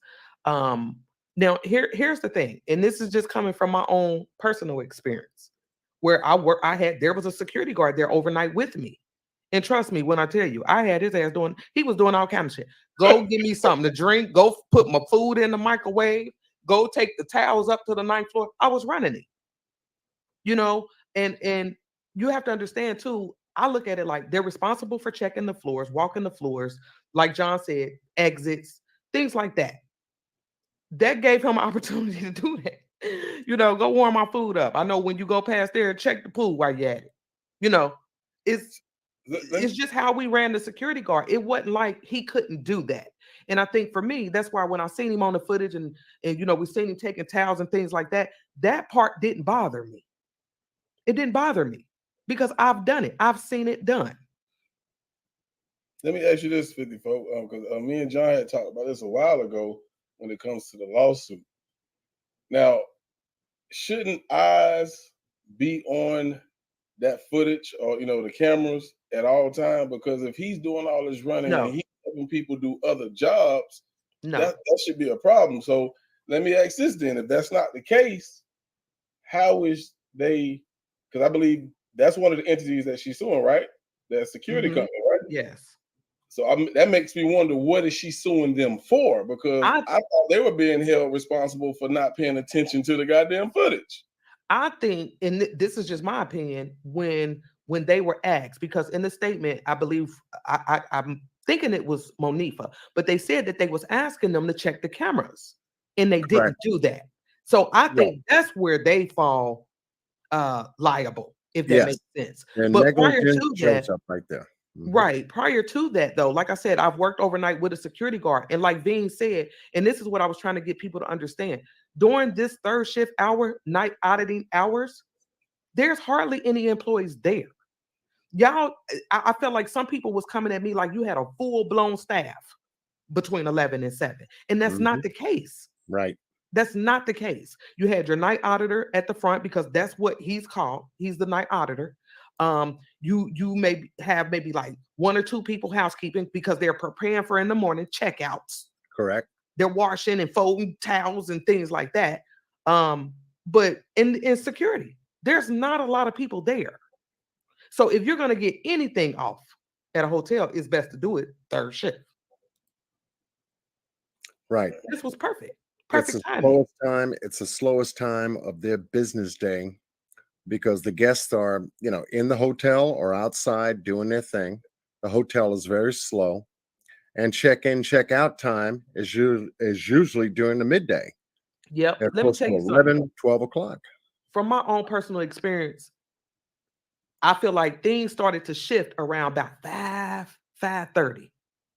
And I'm gonna tell you why, because now you got, especially if you have a restaurant in there, you got your chefs coming in, you got some housekeeping starts. Some housekeepers had staggering shifts. It wasn't just an 8 to 5.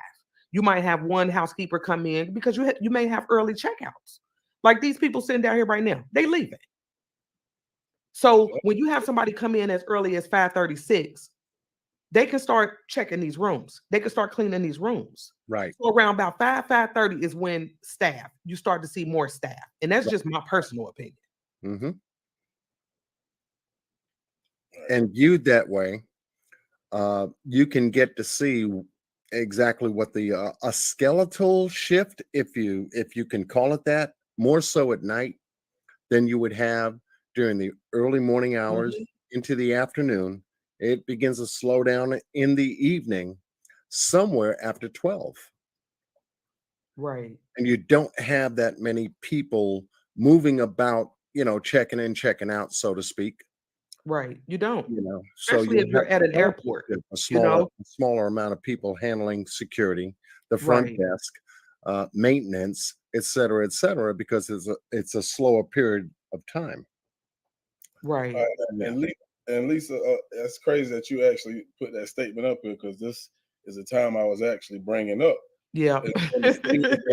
Lisa only, Lisa be riding, baby. When he actually, left the his post, and this is the time. Here it is, right here. This is the time. This ain't the time he put on his jacket, but this is the time he was supposedly going to hand out folios. Now, if y'all are familiar with the time, let's think. Where was Kanika at right now? She was down there in the lower level by the bathrooms. She about to walk in that upstairs kitchen. It's getting close. Yeah, I think this is where she I think came from that by the water fountain and was getting ready to come back, I believe. This is what bothered me she's because down there. Mhm. right, we know what time she supposedly walked into the goddamn freezer. This is the time he left. He got back 30 minutes later. He is not accounted for, but what he told us in his statement that he was handing out folios. But did he? Because Right. after his folios, I believe that's when he received the call to go up to 926. Yeah, because it Right. was never mentioned in his narrative how many folios did he hand out that Right. specific time. And then Jackie Dragon, he asked a question. He said, "Why do hotels hand out folios?" And me and Boss and them, I had to school them a little bit in the background, okay, about these folios because I did night audit for years while I was in school. So with the folios, the only people that get folios are the people that are checking out. So have you ever stayed in a hotel and you woke up and like a folio was under your door because they know you're leaving? And so because people start leaving at 4 or 5, depending on they may be catching a flight out, whatever. The folios usually I used to try to deliver mine before about 4 o'clock in the morning. And like I said, it's only going to the people that are checking out for the day. Yep. So so when you go back to the folio, now I'm thinking about it. If you go back to the folio and the folio for 926 was the room was only booked from the 9th, from the 7th through the 9th.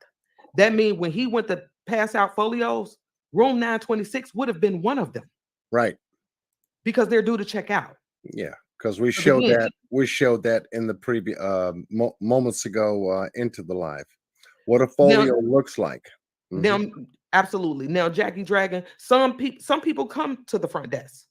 Let's say they didn't get their folios. Let's say it was a night, I was there by myself, whatever. I can't leave the desk. Nobody got folios. So everybody got to come to the desk to get one. But here we have some hotels that slide those folios under your door. And I feel like that's what you see the security guard doing at one point. He's passing out the folios. And again, the only people that get them is the people that are due to check out that day. And what we do know, based off of the folio in the file, room 926 was due to check out that day. And according to just the word folio, it ain't nothing more, nothing less than a bill. Yeah. It's a bill. Absolutely. To the customer that has booked the room. Okay, here's your receipt that you can take downstairs when you check out. If there were any amenities used, such as sodas or alcoholic beverages in the room, room service, and all this other stuff, that would be recorded separately from the booking of the room in and of itself and any amenities that were used in the room. Right. So a folio is used just to give a customer an approximate amount of, okay, your hotel stay is just about coming to a close. Here's your bill. This is what you can expect. Incidentals, absolutely.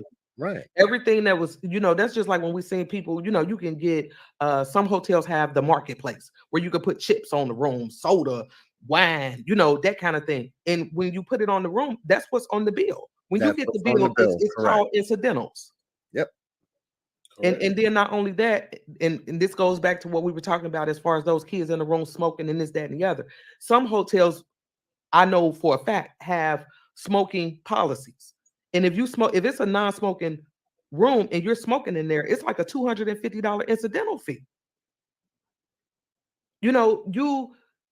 They were allowed to do things that was not normal in that hotel room. Period. Now, you remember, and I don't know if I have that. I think I got it, but I want to share this because we talked about this last night, and I'm still trying to figure this out. You remember when we saw Kanika, not Kanika, but Shamaya and Monifa right here? I remember that. Now, where did we also see them at around the same time? Oh, yeah. In the south, I think, what is the Southwest Hall? Yes. So hitting the food court. Yeah, exactly. I'm sitting here like, how are they right here? And At then this time, at this particular time, on this particular camera, and Coming up from the basement. correct. Mm-hmm. so the times, that's why I feel like this is done to throw us off. Mm-hmm. It's crazy. John, you had something you wanted to put up here? I see you had a document. Cameras. All right. I'll take mine down. See if I wanted to refresh everyone's memory. Wow. Jackie said, how did they know when anyone checked out of room 926? They wouldn't have known unless the keys were returned or when by the time when housekeeping make their rounds, because now they're going to go to room 926 because they're on their list of checkouts. Right. So that room was going to be touched regardless. Yeah, because they had a designated time and a cutoff time. Absolutely. 9:26. And some people are, will bring their keys to the desk. Like, look, I'm checking out of this room. There go my key. Yes. And you check them out the system. And then there are some that'll put it in their pocket, walk out. They know what time I'm leaving, and that's it. I'm telling you, I stayed with some hotel keys. Like, damn it, I forgot to give them back that key. I ain't never turning no damn key. Just leave. But if you're due to check out, housekeeping gonna touch that room anyway. You're on the list of checkouts. They gotta clean it. Right. RS drill. All of them don't do folios. You're right.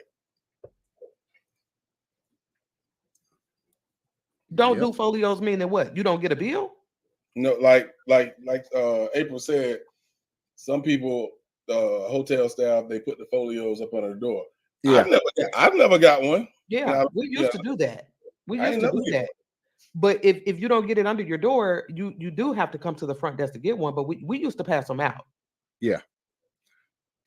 Because when I did conferences handling foreclosure prevention conferences, they would send us out to national neighborhood training conferences all over the country. We'd have to go fly in, book a hotel, and when your time got close to the time you're about to check out, a folio would be slipped under your door in the wee hours of the morning. This way, when you woke up, you had that to take to the front desk, so you'd have a receipt. Right. And you didn't. What your room is being booked for, and if there's anything else, according to the front desk that you spent, it's going to be added on. That's separate from that folio. Just that point. Yeah. Those folios were for people who didn't want to stop by the front desk. Yeah. They just want to go about their business. I do it all the time. Mm-hmm. You understand what I mean? That's why it's almost like I then collected some keys. Like, you just leave with the keys. So it's good to remember that when you hear the word folios in the Kanika Jenkins case, it's no more than a hotel bill. It's being billed to the room and the customer receiving a copy of the folio. Now, in this case, they had security delivering folios, bills to the rooms that were about to close out for the next day. And That's then and then let me give you one more detail, especially about those key cards from the hotel. One more detail is that once those cards, let's say once checkout, because see, when we give you the keys up front, we've programmed it for your stay. Anything outside of that key is not going to work. You understand what I'm saying? That key's not going to work. Correct. If you were due to check out on the 9th, we know checkout time is at 11. After that key's not going to work. Mm-hmm. All right. So this statement right here, I believe this is Wayne's statement, if I'm not mistaken. And I want to bring this one up. Of course. IRS, we good, baby. No, you're doing good, man. Doing good. Yeah. So the time, and of course, matter of fact, let me just ask this question. Everybody know that it was stated in a statement, definitely this one, that they was playing or they were shooting dice. It says near the room entrance door. How many of y'all believe they were shooting dice outside of the door or inside where the party was happening. So give me a 1 if you feel like it was inside. 2 if it was outside. I want to know what y'all think about this. Yeah, buddy. Last night. Yep. 1 inside, 2 outside. Mm. Mm-hmm. Oh, okay. IRS said outside. Okay. Double Rainbow said inside. I mean, those rooms are, and this is my issue. The rooms are so small. I just can't see them being inside trying to shoot some dice. You know what I mean? Like the rooms are not that big. Right. And I tell you what, boss, before you get to going into this document, let's bring up Ty's Live, which was the second live that was released on Facebook, giving us more of the number of partygoers that were there. Play it through without sound and let everyone count. Yeah, it's too late for that. Let everyone count how many people they see in their minds, and then we can re-ask the question. Can you play dice inside the room, or would you be dice outside the room? Anthony made Good a good point, boss. Anthony made a good point too. Yeah. He said inside because they were smoking. Would they be smoking in the hallways? I mean, hell no. I mean, you know, that makes sense to me. They could have been. They could have been. But watch the number of people you see in this room right now, partying, singing, Lit. jumping up and down, and play it all the way through. Play it all the way through, boss. All right. I'm thinking about playing dice. This room is hot. This room got people moving. They're shoulder to shoulder. Everybody talking. You know, hot breath is hot in there. You damn right it is. They rapping and singing and everything. All over the place, in front of the door, in front of the bathroom, all on the beds. Play it all the way through till you see the shoes side by side. Nosy Book said thugs do what they want. I feel you on that one. You know, especially if they know the room ain't in my name, you know. Yeah. Oh, I can do whatever I want to do in here. It's a free room. I'll tear this room up. I'll tear this right. room up, go about my business. Hey, that's why I was like that. He was giving them what they want. Just get the hell up out of here, man. Shit. Shoot, at one point they said the front desk guy told him to put a towel over take the smoke detector down or put something over it, didn't he? They was promoting the smoking. Yep. I mean, that's what that sounds like to me. Because every time Ty lifts his camera, he gives us the full impression, at least of how many people are where they are in the room. So I just paused it right there for a reason. As you can see, there's nobody at the doorway. Nobody at the doorway. Nobody at the doorway shooting dice here. And then my thing is this: I'm gonna take y'all one step further. Mm-hmm. When they was talking about they were shooting dice by the door, are they talking about room 926? Y'all know where I'm at with this. I mean, they said by the door. They ain't say what door. Let's get it. But being that we're looking at 926 right now and taking a full look at who's there and how many people could be in that room, are in that room. True Crime said too loud to be outside. Yeah. Yeah, it could be. Could be. Yep. But then for all we know, that's where them noise complaints came from. You know, just outside in the hallway shooting dice. Right. You know. That's where the front desk could have gotten that phone call. That's what I think, April.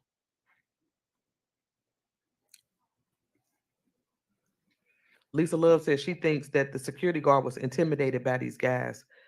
He was. I think.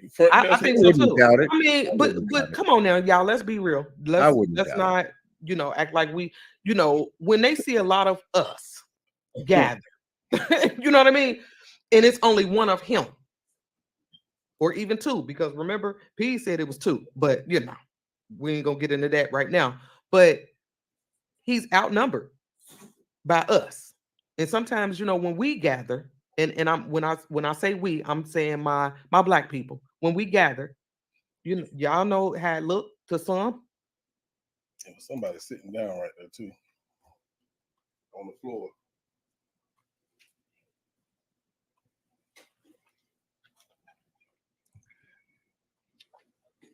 So one thing Ty did give us is a very good idea of how crowded this room is. Right, Anthony. With the exception, and Ty's at the door. Yeah, he's right there at the door where the bathroom is, with the exception of Smack, Hollywood, X, Sticks, Wayne, and Cocky. My brother YJ actually brought up a good point as well. He said, when you playing dice, you're not going to be in no space like that. You're going to be hell no. Right. On the patio or See? off to the side, right? But think about it. If you playing dice by the door, I'm assuming they hitting the door, and there's people walking in and out. To me, that don't make sense. We're talking about a party. It's a party. Yeah. You're looking for a group of guys snapping their fingers every time they release the dice. Pop! It's a lot going on. Whatever the number is that they're after. Yep. Yeah. I mean, but nothing there in Ty's Live indicating that someone was inside playing dice near the door. And see, that takes us into when Kanika came up missing with the whole walking through the dice. They said they was walking through the dice game. And this is the statement. Matter of fact, let me just go ahead and read this. Yeah, while at the party, Wayne stated that there was approximately 20-25 people. It was chill. He further stated that the music was playing, security knocked at the door, blah, blah, blah. Keep it down. Let's see, I'll get to that point I'm looking for. He advised that he saw Jenkins, I'm assuming this is Monifa, and Shamai leave the hotel room together, but could not recall the time. He had been playing dice near the room entrance at the time. He quickly stated after they left, blank and blank came inside, which that's Monifa. The room what? The room entrance. Say it again. Entrance. So you saying when they walk? That sounds like it's outside. Right. Entrance into the room goes outside and not inside. So there was some fellas outside doing this activity, and you nailed it right there. And then I think, and then for me, what stood out in this portion of his statement was that he said he saw Kanika, and I'm assuming Shamaya and Monifa leave the hotel room together. That's not how Shamaya presented this to us. Remember, Shamaya told us that Kanika was sitting across from him. Somebody kicked her feet. She looked up, realized Kanika wasn't there. She asked Irene, "Where's Kanika?" She said, "Oh, her and Monifa just left." So they left out prior to, or just Monifa and Kanika, and then Shamaya followed. There you go. I mean, something's not right with that. There you go. And then Monifa turned around and switched that to say they both went. So I want to read this next part because I never caught this and never paid attention because it could mean two things. He said he advised they walked through his dice game. He couldn't recall if they came back again or why, because he wasn't paying attention to them. So, two things I want to point out. Came back. Yeah. Do you mean came back in or came back to that room? Because you know what I'm saying? We don't know. We can go by what was stated. They went out in the hallway and Kanika sat on the ground with her knees up to her chest. But he said he couldn't recall if they came back because he wasn't paying attention. But if they walked through your dice game, you know if they came back. Absolutely. Yeah. And then you have to understand too, around this time, this has to be when Irene is telling us that Kanika was laying across the bed and Monifa picked her up and took her out the room. This has to be during the dice game? That's what I'm saying. Yeah, you can put two and two together at that time because obviously you would have to. That's when they left out. There you I go. mean, as far as what we were told, that's when they left. Yeah, that And piece. he's telling us that when they left, they stepped through his dice game. And that goes back to me questioning where the hell he was playing dice, because we're automatically assuming that he's saying 926, but I don't know that for sure. Yeah, they could have been playing in front of 924. And They could that have been goes playing somewhere near the elevator. absolutely. They could have been playing Absolutely. anywhere outside the room, which says to me they were outside the room. They Right. weren't in the room according to Ty's Live, because we don't see these fellas in there. And that goes back to Yeah. what time Kanika could have possibly left the room. You know, because I'm one who believes that she came up missing before 2 o'clock. Yeah. I Now do. I Irene believe in her that. statement says two something, Yeah. around 2, after 2, something.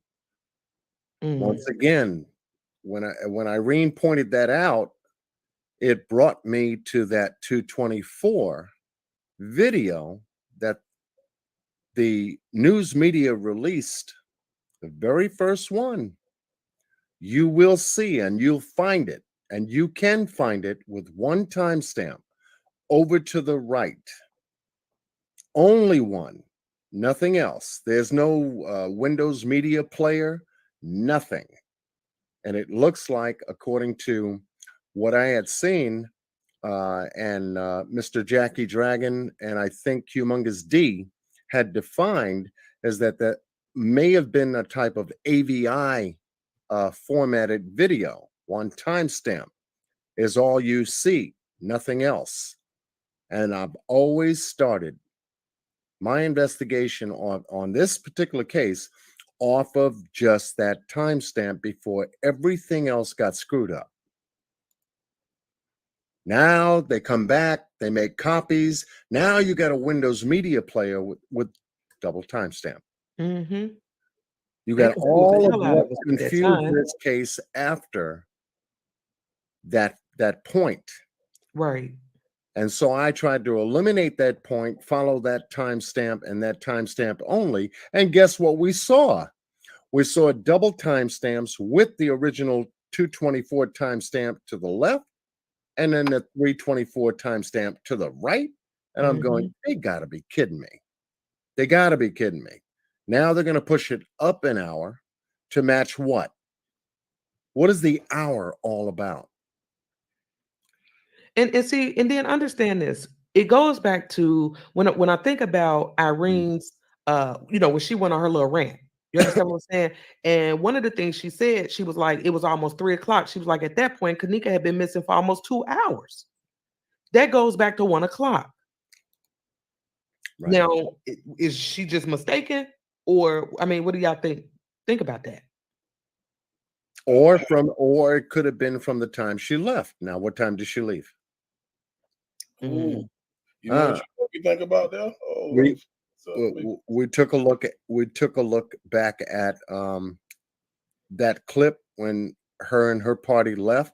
It was about 4:38, 4:36 in that ballpark. Go 2 hours up, we come to that 2 o'clock mark. That's what I'm saying. I think she was out that room, but not necessarily roaming the halls. Maybe she was in another room, you know? Mm-hmm. So like she was somewhere else. And before we go too far past this time, and most of y'all who've been riding with me for a minute, y'all know I've always took issue with that text from between Kanika and I believe it was Shamaya, where it was like, I'm ready to go. It's like, I'm ready to go. And then about like 30, 40 minutes later, Shamaya texts back, like, I told you his dick was little. I was like, wait, what? Wait a minute. You gotta find these little dick motherfuckers. I said, we gotta find this little dick nigga. You understand what I'm saying? We need to know who this is. I want to know who this is. Right. But it made me feel like at that moment, Kanika was not with them. That response seemed so random. And I'm standing on that. Right. It was too random for me. So I don't necessarily think Kanika may have been missing around 1, because understand this, Irene told us that they didn't take Monifa serious because she kept partying. So you done came back in, told them your friend was missing, and you still turned. You were in the party still, probably drinking, smoking. So that's why they didn't take her serious. So Right. it makes me feel like they knew at that moment where she was. She just wasn't with them. Mm-hmm. And this is what Monifa has not told anybody since then. Because she won't admit it. Yeah. And I'm glad She you will brought not admit it. She's stuck in that box. And I said, as long as she's stuck in that box until she says otherwise, she will remain in that box until this case has been resolved on a civil trial, which is going on right now. And if Teresa Martin decides to turn around with the win she is going to make in the civil trial and turn around and do an independent investigation on her own and find out otherwise, she was pretty upset with Monifa, didn't call her by name, but she knew who Kanika left with when they left that night for the party. Right. And then April Smith, she brings up a point, and it's crazy because this is one of them details that I caught when Mhm. she said in Irene's live, where she at? Okay, in Irene's live, Bree called somebody Rick Ross looking ass. I've been trying to see who looked like that on the footage. Let me tell you something. When you listen to that background, and I'm gonna be honest with you, because I know a lot of us went back and forth with whether or not Bree was like, they in there raping that girl, or they down there doing this to that girl, whatever. Or we got two girls, and y'all know what part of the video I'm talking about. When it's right behind what I thought she said, they down there raping that girl, and then she said something like, with his Rick Ross looking ass. That came behind it. And that bothers me because it was one of them details like, who looked like Rick Ross? It was like she was describing somebody that was with Kanika. That's what that made me feel like. I'm just saying that, that was just my opinion.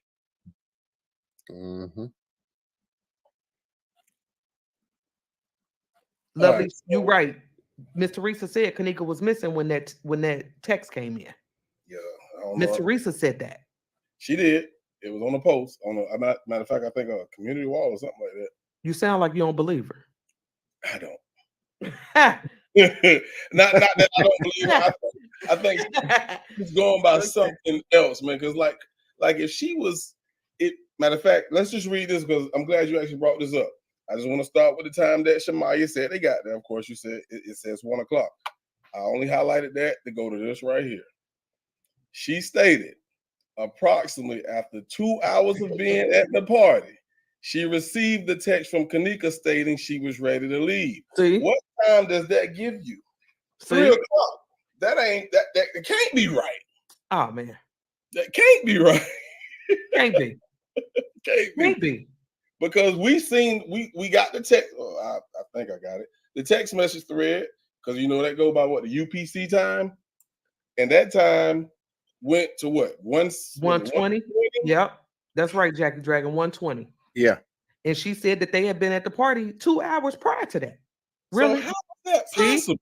See, that's one of them details that threw us. Yeah, for real, threw us. It divided us. It don't work. It does not work. Yep. But let me ask you this real quick. Do you think she said that, or is that what they put in that goddamn statement? That's what I'm saying. We don't know if they altered the statement. But that don't make sense. And didn't correct it. It don't add up. Yeah, it does. Jackie Dragon, right. It would make it at about 11 o'clock. They was at the party. According to this statement right here, the way it reads. Correct. Correct. And I think Jackie Dragon did a video about something similar to that too. I'm sure he did. I'm sure he did. Because it was one of them details that, when you look at all of this together, like I said, some people was just going off the footage. So I'm arguing with people like, they came in at 113 and that was it. But when you start to add these other details, you have to look at it as a whole. You have to. And as a whole, it don't look like they got there at no 113. Not to me. That's just my opinion. Exactly. That's just my opinion. This statement, she stated that Kanika herself and Monifa got up and was walking out the room. But we know what was said. They said Monifa Kanika up and took her out the room. Yep. And on her live, she said somebody kicked her foot. Yep. That's right. And she realized that they was gone. Yep. But and my thing is this: if this girl was sitting right across from you, like again, those rooms are not that big. So if this girl is sitting right next to you, you mean to tell me you ain't realized they done took her out the room? Really? Right. Really? It don't make sense. Yeah, especially if she was sitting at the edge of the bed, because she was sitting at the edge of the bed with the foot of the bed, excuse me. There's no way they could have walked past you and you didn't see them. And you didn't see them. But if you go back to Ty's live, we see her at the foot of the bed. Foot of the bed. Sitting right there. And there's no way that anyone couldn't pass you to go to the bathroom and you can't see them. Especially if Kanika was stumbling. Exactly. So then it's why lie? Mm-hmm. You understand what I'm saying? Why lie? Lie for what? We know Shamaya lied several times in here because her mom was at the interview with her when she was being absolutely. Yeah. And that's where we was about to go there. So you might as well scroll on up. She was roll on up. Let's talk about it. Let's talk about it. Let's get to it. Yeah. Yeah. Start at the very top. All right.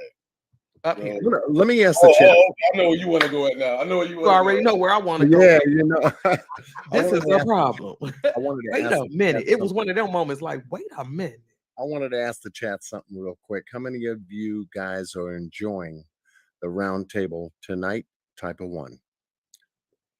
Appreciate you. Go ahead and type of 1.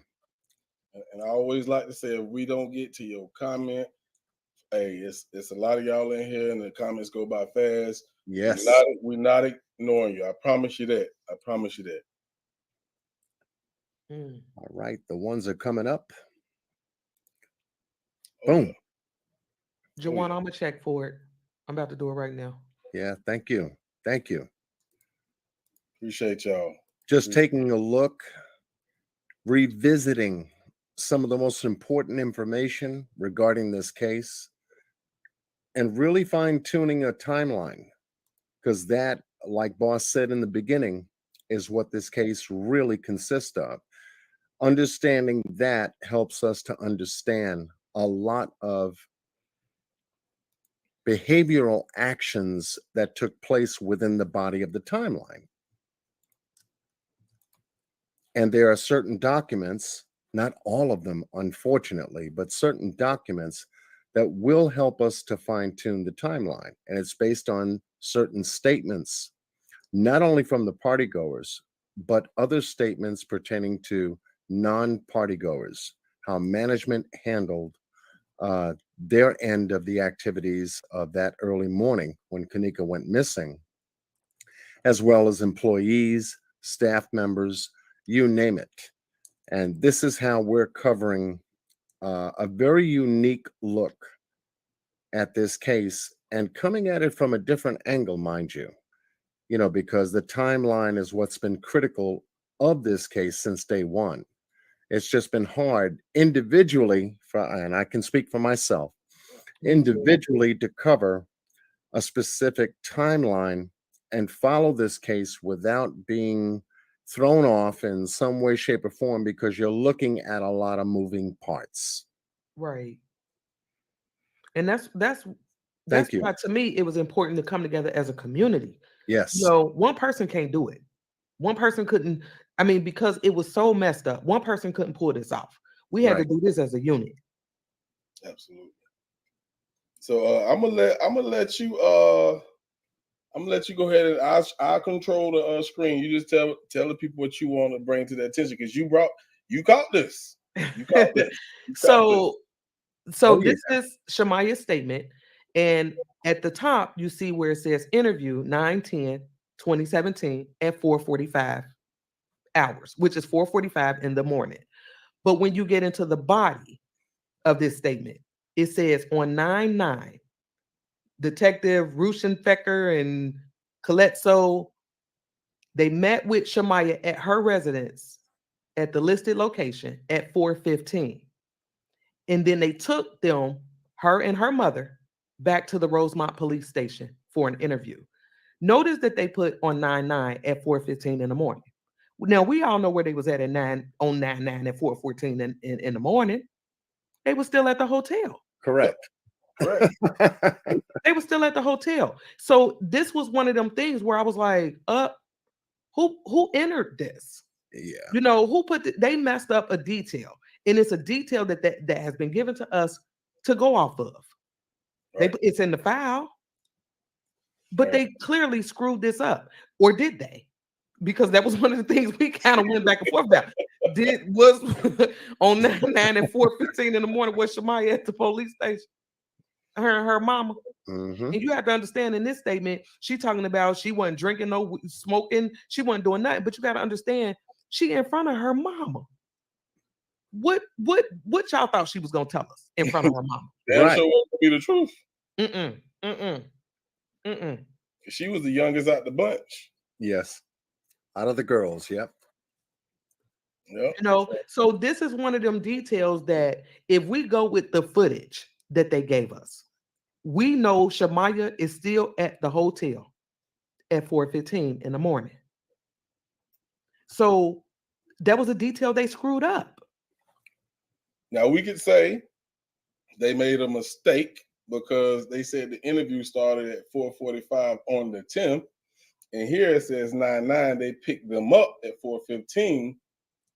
So you would think, Yeah. okay, it took them 30 minutes to get there and get settled in to start the interview. But it still is something that was screwed up in Absolutely. a statement. Yeah. Period. It's Period. in I don't care how you look at it. It's in the an case error. file now. Yeah, it's an error. Period. Yeah. And they didn't clear it up. So my what thing else is this: what else is wrong? Exactly. What else is screwed up in these statements right. that they failed to correct? That's a And problem. also in the court right now. Absolutely. You see, as a major inconsistency of police reporting based on dates. And hence the reason for us covering the timeline, going over this thoroughly once again. Look at what you just found out. Yeah. Jackie Dragon said That's Rufus major. took the photo of the wrong cooler gauge. That says a lot. Yeah. Yeah. They messed this case up. And these are they screwed with the details. But you have to understand, again, we're all looking at the same thing. And so everybody's coming to their own conclusions. And these are some of the things that, I mean, you can't overlook. You can't overlook this. And again, they failed to correct it. Correct. That's the point. That is the point. And failing not to correct just a date or a time or a word or using a word that doesn't belong where it should, called approximately, rather more so than an exact time, begins to mess with narratives because it's under the interpretation of the individual, the police officer in this case, taking and recording what someone else is saying as a narrative and not a statement. Yep. Yep. Yep. And it would cause errors like this. Correct. Now here we are, 5 years later. All right. So we had because they didn't expect us. They didn't. They did not expect folks like ourselves to pick up on this case, read narratives to try to understand them, look at pictures that are hard to look at, and look at video surveillance footage that they broke up into 4,024 pieces on a website and say, there's the case. And you have to say, why is that the only, if y'all are doing that kind of shit, why is Kanika's case the only case on your website? Don't y'all have more? Right. As a death investigation or something like that, only to prove that there was a FOIA request that was filed. Right. And thanks to the public, it forced them to reveal a lot. And what we're about to get into right now, I want you to grab a hold of something. Let's talk about it. I want y'all to grab a hold of something. Yeah, let's talk about it. This is a critical part of the findings that what we're looking at. I want to compliment Mr. Jackie Dragon, Humongous D, for their work and effort in putting together a lot of the details. Details is what 54 Keys mentioned. Yo, we got a lot of shit here, but it's got to be put together. It's got to be logically connected. Because what I understood was that the devil is in the details. Yes. So you have to pick it apart. I don't care how small it is. That's just like when we went back to, the way people, and I know we discussed this before, where people was like, oh, I seen her drinking out the bottle. I seen her she had a cup. And it was like, well, wait a minute. There was a bottle. Wait a minute. She's the driver. So where did y'all see her drinking out the bottle? And again, that goes back to me thinking there's another room. Because like I said, we had some people in their statements, they like, look, she only had one cup. Then we got some guys like, oh, she was drinking out the bottle. Like now she turned. But she the driver. Right. You can't overlook that detail. She's the driver. And some people saw her claiming that they saw her drinking out the bottle. I'm glad you brought that up. I am so glad you brought that up. How many of y'all think that there was one bottle of Hennessy in that room? Oh, hell no. All my fault. My fault. Type of one. How many of y'all think that there was one bottle of Hennessy in that room? Tall bottle, the big one. Type of one. Let's see what happens. According to the story that you have heard, there was a bottle of Hennessy. Right. But how many of y'all think that there was just one bottle of Hennessy? I don't think it. And then somebody, I forgot whose statement was, said that she was drinking from the bottle with a handle on it. I was like, wait, because I drink Henny, okay? And I buy big bottles. I've never seen a bottle of Hennessy with a handle on that. Right. Not a one. Not a one. Not a such thing. That's my favorite drink, so I know it ain't. Not a one. So that just confused me, and it just made me feel like people were seeing her or witnessing her in separate areas. Right. If that makes sense, And if you said no, you're correct. If you said no, you're correct. I believe somebody else said it. April, you silly. April said that's just like saying it was one X pill and everybody split it. True. I'm with that. True. That's true. And then my thing is this: one bottle, and y'all telling me she's drinking out the bottle. I don't ride like that. I ain't sharing nothing and you drinking out the bottle and I'm talking about let me get some. No. But if that bottle she was drinking out of was the one they bought, then I understand why she did it. But I think somebody else, which I believe she wasn't drinking out no bottle. I don't think she was, but I'm saying if she did, I don't believe that one. Yeah, I don't think she was either because she had a cup in her damn hand. Right. Yeah. Yep. Yeah, I love it. You are correct. If the answer is no, you are correct. The bottle, because another bottle came when Ty showed up with his group. Teddy said this was before COVID. Yeah.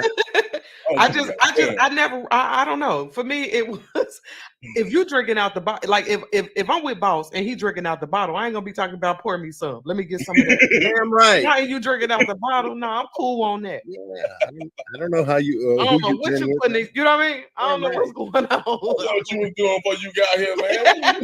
You know what I mean? I don't know what you be doing. That's just it. All right, so y'all wondering why we got this picture up here. This is one of the last things that we talked about last night. You know what I'm saying? I know we're getting close to 2.5, but I definitely want to go over this. Yes. I was just happened to be, laying in my bed, and I forgot I had OneDrive, which is where all my stuff is located, on my phone. So, I would start looking at some of the pictures, and I actually happened to scroll up, and I didn't scroll the right direction, and it pulled up the information from the pictures, like what kind of camera was used, the time it was taken, when it was modified, all that type of stuff like that. So I happened to look at the date, and it had this shit might be accurate because it says here, date taken. Let me see if it won't let me highlight it. But if you look on the right hand side, right here where my mouse is, it says 9/10/2017. 12/15. Mm. All right. So I'm thinking like, okay, were they taking pictures before they fucking found Kanika? Yeah, So I'm because like, they didn't find it till what, like 12/24, 12/25? 12/26 to be exact. Okay. Mhm. Yep. Okay. So So these, this don't make sense. This would be considered the metadata portion, detail portion of the photograph that was taken by police. Right. Yeah. So this comes from the case file. So this is actually from the camera that they use, not a screenshot. Because if you do a screenshot, it's going to tell you the time you took that damn screenshot, and it's going to tell you it's a It's screenshot. gonna change it. right. So I went as far as looking up the Nikon D200 just to see how they're, because I fool with DSLR cameras. So with that camera, you can set the time. So I feel like, and John, you brought this up and made a good point.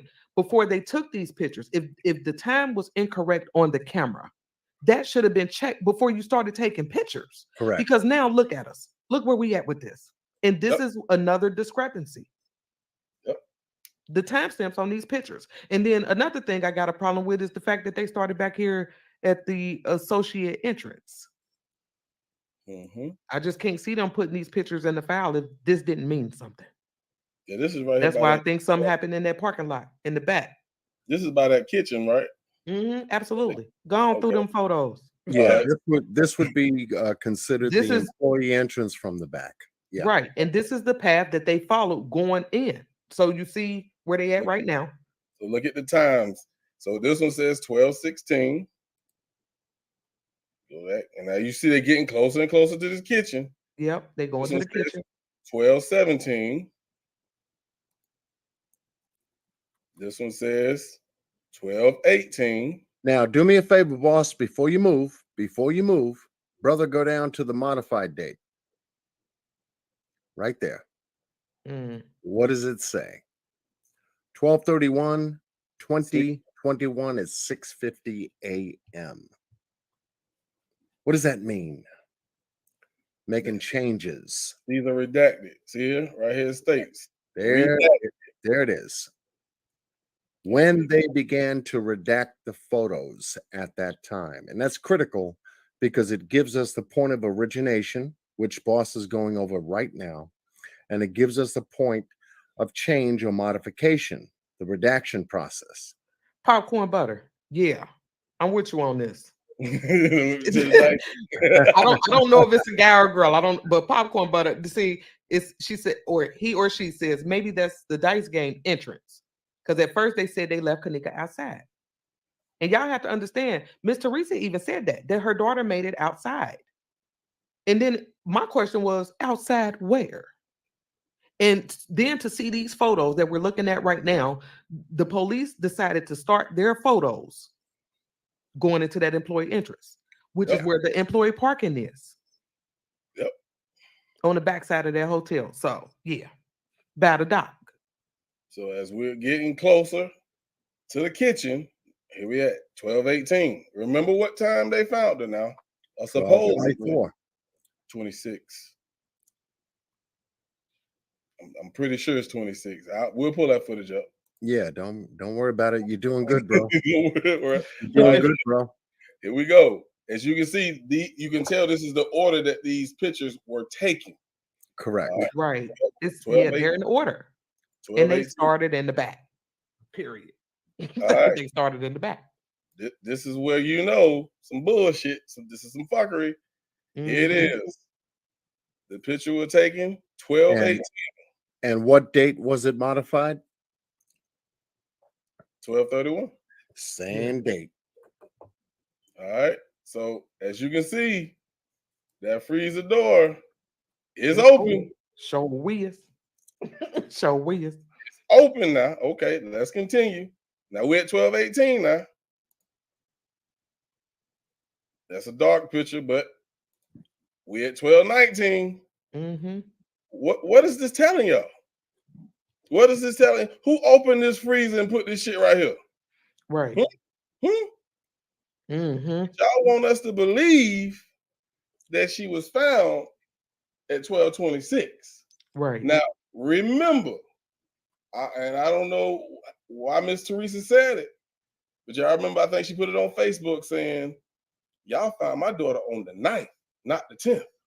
See? Y'all remember that? See? So we might have looked like, but that ain't what the camera said. Now Right. you see where the confusion happens. Let's continue. Right. And then not only that, and I don't know if y'all remember this, but I remember there being like some footage that we were shown of Miss Teresa and them running out of that conference room at like 11 something. And we was like, wait, what? Like, so I don't know if somebody screwed with the footage or if this was, I can't remember, but I remember there was a discrepancy in that time. Like she came out like how we saw her, I think it was like 5 in the morning or something like that. Or maybe no, it was like 1 something, wasn't it? When she came running out of the conference room. And one of the footage, it was like 11. And we couldn't understand, like, why y'all put this out? Who is this? Mhm. What is this? Okay, we did the first picture we see Okay, of Jack. Tanika. And I ain't gonna go no farther than that. But What time? 12:21. See? What See? that's the See problem, there? man. See what I'm talking about? That. That's what my grandma say. See there? See what I'm talking about? How could you That's take a a problem. picture? And it all goes to say, how could you take a picture of something that didn't exist before you found it? Right. And my thing is this: whoever it was taking the pictures, and I know John, you called him by name. Whoever was taking the pictures, he should have checked to make sure that the time was correct on the camera. The equipment, right? If that's not the case, you know what I mean? Like they fudged up, is what they did. And the one that was responsible for covering this photo sequence was PSO Rose, who signed in during the search party as a police officer, signed out, and we're going to get into our next segment. Signed out and then signed back in as a photo technician. We're going to get further into a lot of details pertaining to the freezer compartment, the cooler, how they were able to process this whole entire. To me, to this day, it's a crime scene. Everything and everything that you're about to see going forward will say the same thing, and this is how they treated it. It should have been treated as a crime scene, but what you'll see is something different. So that and the reason why I want to make sure I hit that, because y'all know, like I stated earlier, I went with the 3:25 time that she got off the elevator. Right. Now, if his time on his camera was right, and that's what time they started taking pictures, then that, to me, I would have to go a whole hour up. Well, boss, you got the footage. Let's give them a glimpse of PSO Rose taking pictures and what time he took those pictures. Just give him a little taste. Let's see. Yeah, bring that up. Because we looked at that. Yeah. Yeah, bring it up. Give him a little taste, because you've got to see this for yourself. Absolutely, hot chocolate. A You have sloppy to see cover-up. this for yourself. Now that you know, according to the metadata from the photos, it says a specific time. That specific time tells us that they were taking pictures of the crime scene well before they found Kanika. Exactly, and Right. that don't make sense. And Does it? hence, we have to match it up with what time did this guy walk through there, and start taking pictures. So hence the reason why we're bringing it up right now. Anthony said, "Do you think the kitchen was a crime scene?" I don't. I don't. I can't tell you exactly where, but I don't think it was there. I don't. And then, like I said, it goes back to I'm never gonna forget the detail of her lawyer holding up a different freezer door. Like I can't let that go. I don't think Yeah. I feel like she was moved to that area. She had been moved. Ooh. Who moved her? Can't even tell you. Uh-huh. Can't even tell you. But something's not right with this. But I don't believe that was the crime scene. No, not me. I don't. Definitely. Well, I mean, part of it that should have been treated as such, this not being the target area of a crime, I get what 54 is talking about. So Mhm. now here we have the You was right. assistant food and beverage manager coming in there. What time we got? You right. You right. You 100% right. It was 12:24. I don't know where the hell I get 12:26 from. Yeah, Yeah, I was gonna say I knew it was like 12:24. It was 12:24. around there. That was it was approximate. You gave an approximate. See, Yeah. see the problem with that. There you go. See the problem with that. Yeah. There you go. I 8 just want to show you. seconds. 8 seconds. 8 seconds. 8 seconds. Mm. According to this footage, 8 seconds. Play it again. One He more knew again. she was in there. I don't care what nobody say. He knew she was in there. Camera is on before any kind of movement enters into this area. Boom. Now we get the red boxes. He goes directly and opens the door. Jawan, I agree. And I know we didn't show the photo in here, but John, he even made reference to that, how she was laying in the freezer. It looked, the back part of her portion, the back portion of her jacket looked lifted, like somebody had her up under her arms. Right. It looked like that. To me, she was placed in there. All right. So And he knew he knew where she was. Yep. Freeze it. Freeze it. Oh shit. Got it? Let me go back. Okay. Do it again until he moves out of frame. Let him go out of frame. Shit. Hold on. No, you got it. I think you're working it. Take your time. Take your time. Let's see him leave. Valerie, I agree. Here we go. 1, 2, 3, 4, 5, 6, 7, 8, 9, 10, 11, 12, 13, 14, 15, 16, 17, 18, 19, 20, 21, 22, 23. 23 seconds. Yeah. Thereabout. Mm-hmm. They come back. So the camera should have shut off. If they're going by that 10 Motion. Well, yeah. Motion detector was off. Yeah. Yes. Yeah. Because their motion censored. According to Humongous D, once there is no motion in a camera frame, you have a 10-second idle and then it stops. Mm-hmm. And then you have a 10-second idle going into the next frame. So this was well over a 10-second mark. Yep. Which tells me that the Detective Walsh, he was right there.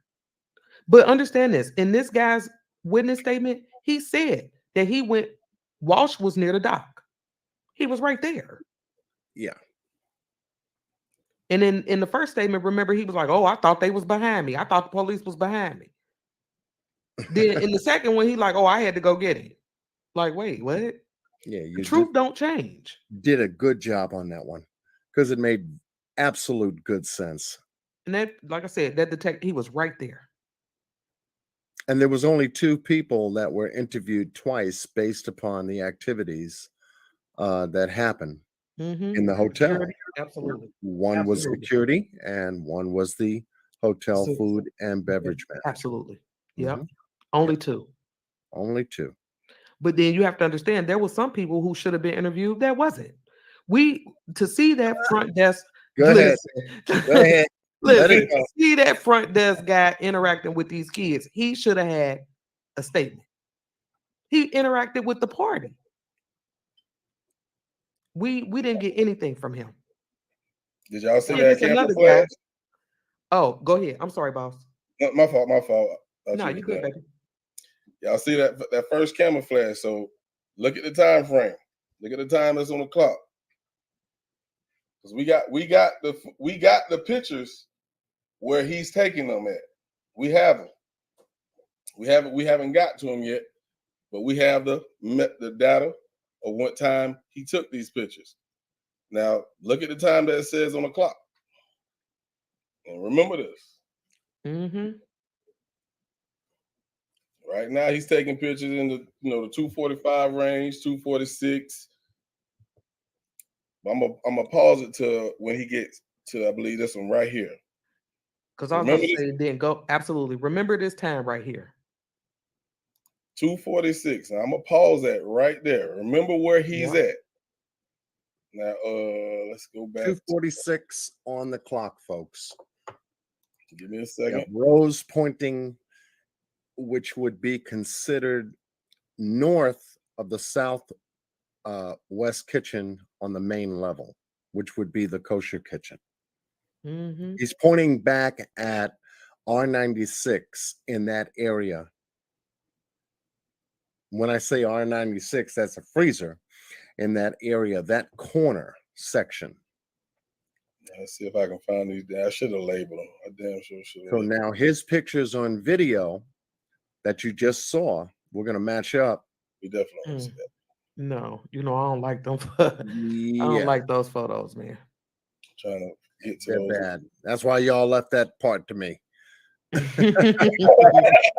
Y'all left the nasty to me. Okay. I know, man. I'm sorry. It's hard. So it's sorry. hard, but it's hard to look at those photos. We'll be able to walk through that. Okay, so now we're getting close to where I need to be at. Yeah. Okay, I'm going around. Yeah, just take your time and walk through. Let the folks see all the pictures according to the grid that he walked that morning, taking photographs that's 12 of the area. 13. So I know I need to go at. I'm trying to skip over those Kanika pictures because that's what's coming up next. Yeah, if you can. Matter of fact, let me just stop sharing my screen until I find it. Yeah, please. Yeah, okay. I was about to say, please and thank you. I was about to say. Yeah. Because the next Those segment pictures is bother going me. to be a hard one to get through. But according to photographs and surveillance, at the same time, combining them to make sure that everything is tight in this timeline. That's the whole thing. And Joanna said, don't forget about the Starbucks coffee cup that was on the counter. I got a problem with that cup because they never took it. And it makes me wonder if it was actually there. Yeah. You understand what I'm saying? Like, it was there on the was it really August there? 30th, for Christ's sake. So it makes us think between August 30th up until Kanika entered that kitchen, that's a 10-day lapse. Yeah. You mean to tell me that security never checked that area? And when I went back to the documents, it was only a requested portion of the last time someone was in that area. The hotel gave them the 30th now. Yeah.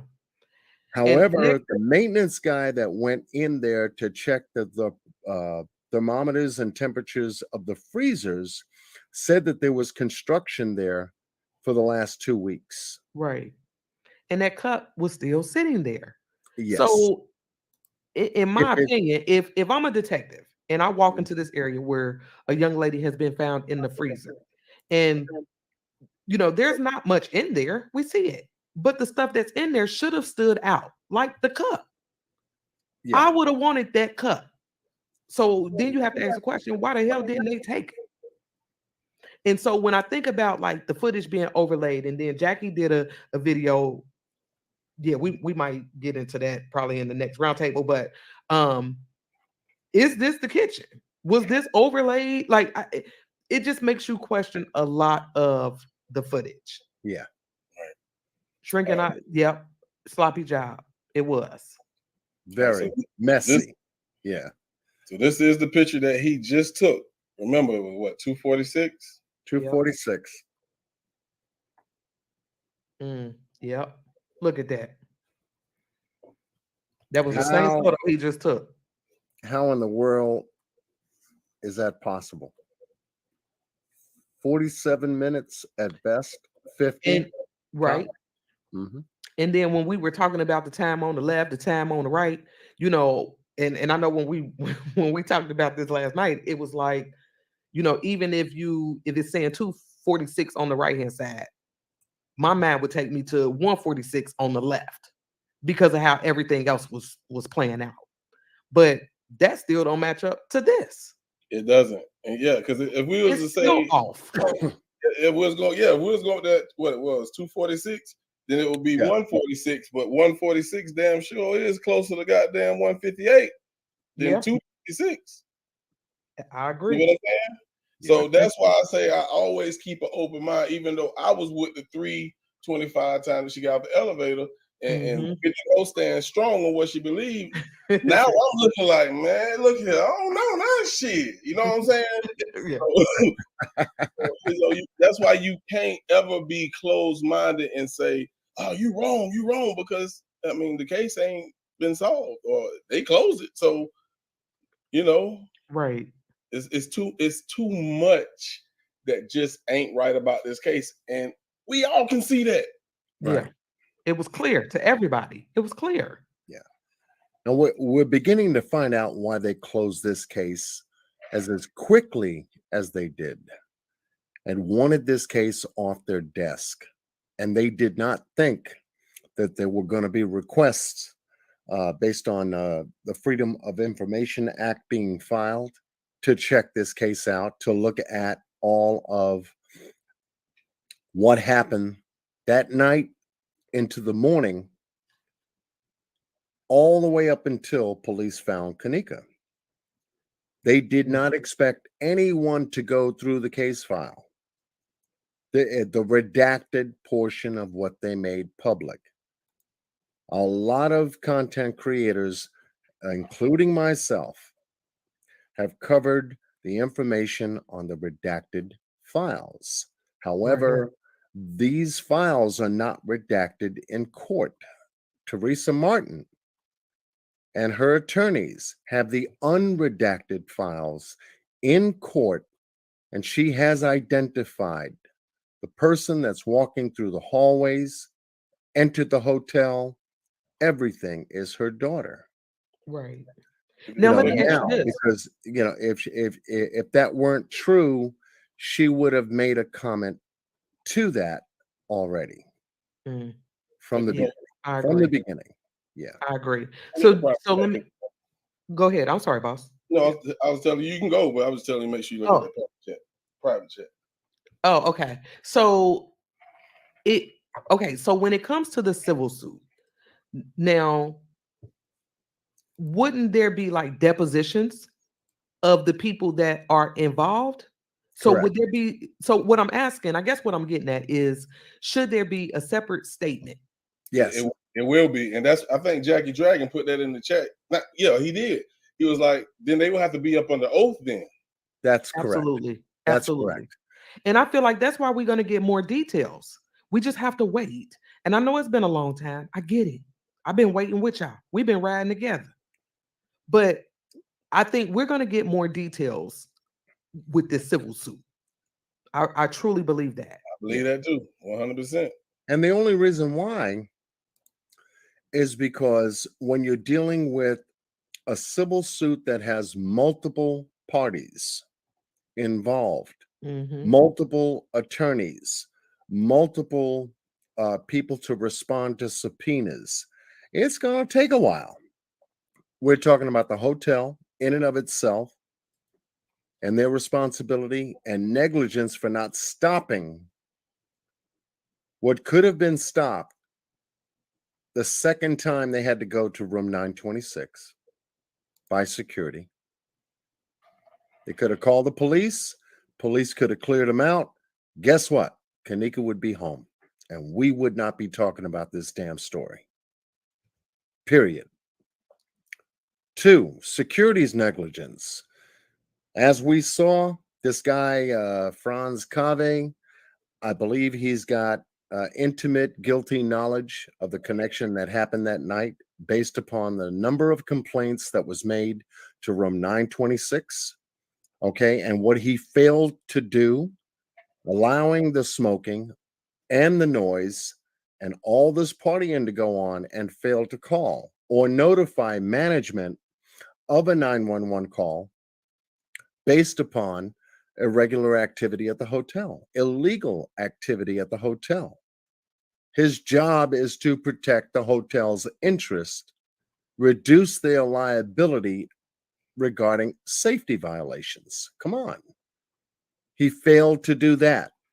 The front Right. desk guy and his negligence, giving out and accepting, one, a fraudulent credit card that was declined, as we talked about tonight, but more or less the second clerk that night into the early morning, just giving out validated parking tickets just to get rid of the crew from the complaints of the building. That's the way they decided to handle it, rather than respond and call 911 and clear the room out. Kanika would still be alive. They failed to do that. When Absolutely. Teresa Martin showed up, and now we do have the proper time, and thanks to, Mr. Boss Blake and 54 Keys, I'm telling you, for pointing this out, we found out it wasn't a little after 7 that Teresa Martin showed up at the hotel. It was actually 6:46, 6:47 Yep. at the hotel, making inquiries about her daughter. And to see her in that video footage, standing there by herself, without Monifa, Shemaya, Bree, Irene, or anybody else from that party, knowing Kanika went missing and she had to go from ground zero to try to deal with these people at the hotel and how they treated her. Miss Teresa should have made them girls ride back up there with her. Yeah. I agree. They should have wrote. Listen, and like I said, I'm not knocking what she did. All she knew was that they telling her they can't find her daughter. Yeah. But if it was me, ain't nobody going nowhere. We going back up to this hotel. We are, not just me, we. But she dropped them girls off. And then the next day, well, later on that day, that evening, they still didn't show back up there. Irene did. But we still didn't see Monifa or Shemaya. Accompany Teresa back to the hotel Right. and say, hey, that's the front desk person that we talked to. Here's security that we talked to. The security personnel that worked that night was going back and forth, passing that whole conversation during the same time Teresa Martin was there. Didn't say a freaking word. Yet they're talking to the front desk. There was Resco, I think it was there at that time. Here's a woman making a complaint that her daughter is missing, trying to show them pictures on her phone what her daughter looks like. And these people are just walking right by Teresa Martin, not engaging in a conversation called a missing person on their property. Hence, we have the lawsuit against Crown Plaza. And you should show that, boss, because that bothers me too. When Miss It Teresa hurts. got up there, It really, it bothered me to hell. I mean, it took me some time to go to sleep. Just seeing her by herself at ground zero, and no one, party members or anybody there to assist her, right? Other than the woman that caught an earshot conversation about. I don't believe that, but go ahead. Yeah, I'm just saying. Now, once again, I'll go back to say, does she have an employee badge? Is she part of the hotel? Why is she the one taking Teresa Martin up to the room than security? You see? Security should have been engaged because that's who worked that night. That's who Yeah, she asked absolutely. to show the cameras. Can we see the cameras? Who's in charge of that? Security. But Tangi yet said he she don't. walks back and forth right by the conversation like, Right. it was nothing. Tangi said she don't believe Miss Teresa trusted them. I agree with that. Yeah, I wouldn't either. I do. I agree with that. I wouldn't either. I could see that. You know. Here she go. And this is a very hard part.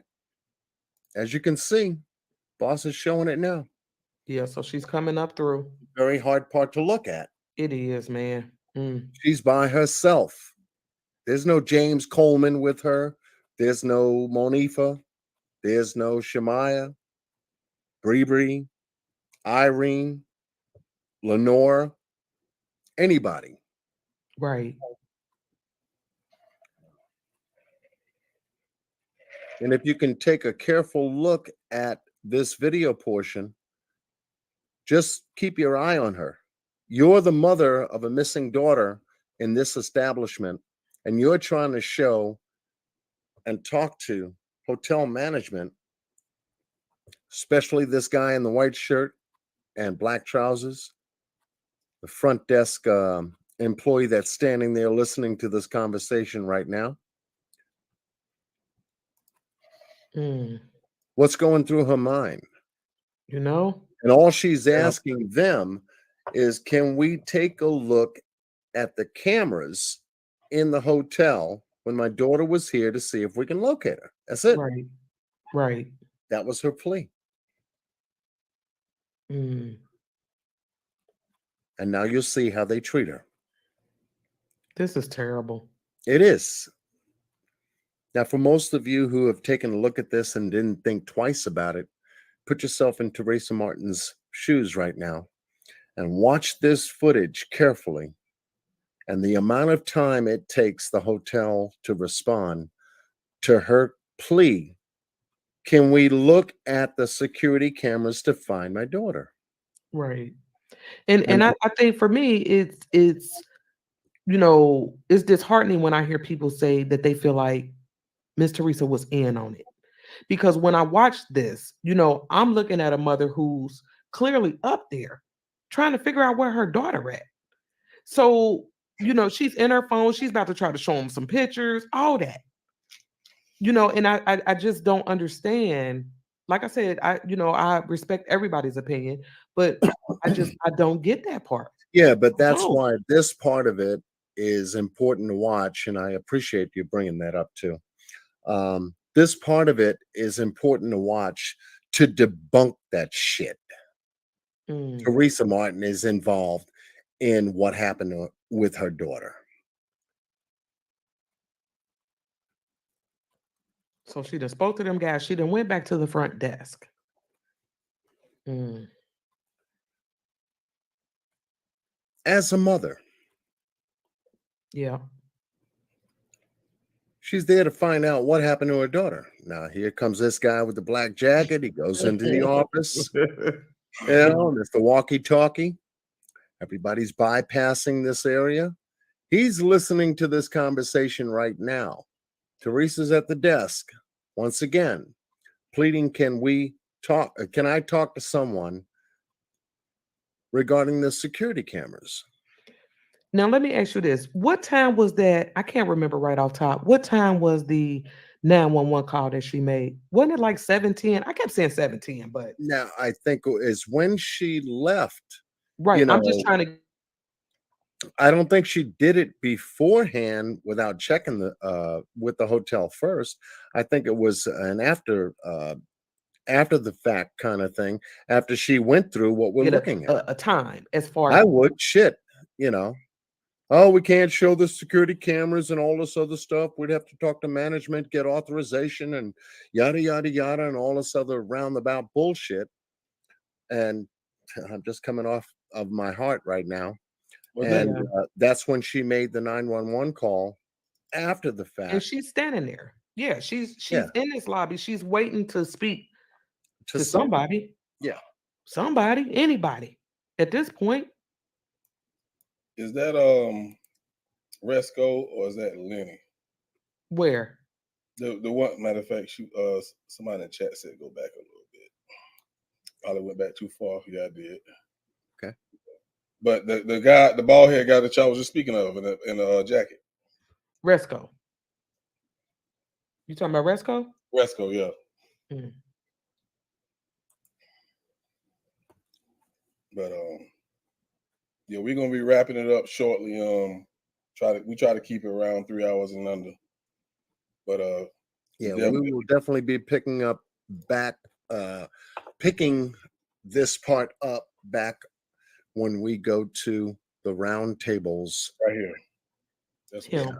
Yeah, him. Yep. He walk in the hotels. He gets a radio call. Come to the office. He's aware that this woman is looking for her child, and we see what he does. Yeah, and she's waiting. We just seen that maintenance man slide up through there. Yeah. Oh, he got him. Yeah. You know, and it's just, I don't know. When I watch this, like, it's almost like they're not acknowledging her. Like, I mean, I don't know. I don't know. Yeah. This it's just I know where you're going.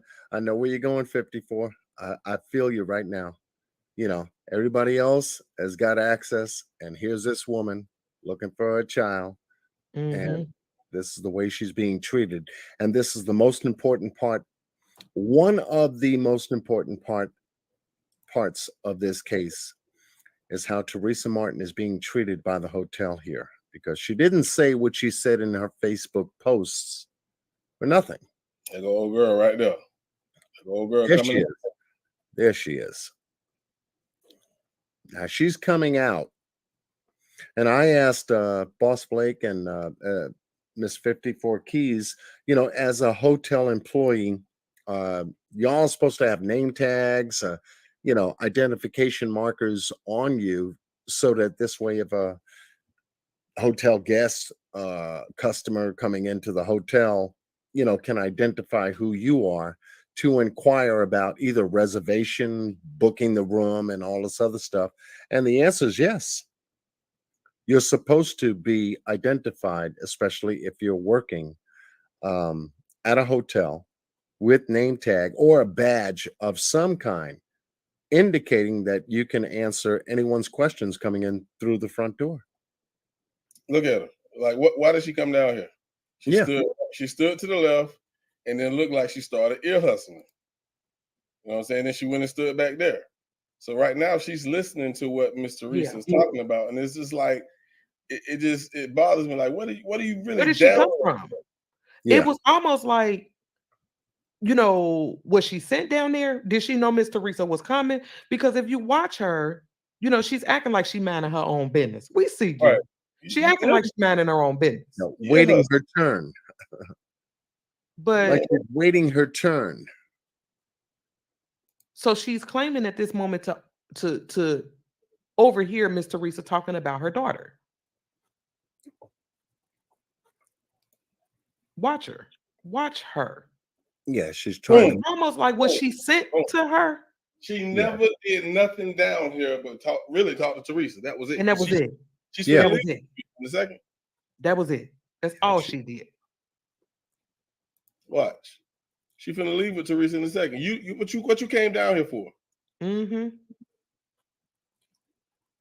It's April. That's where I'm at with this, April. Like, did somebody send her down there? Like her mama here. You know what I mean? And you done took this, like, yeah. You see how she wanna leave, but she ain't. She done made a move towards this camera twice and didn't leave. Now she's up here and she's really talking to Teresa.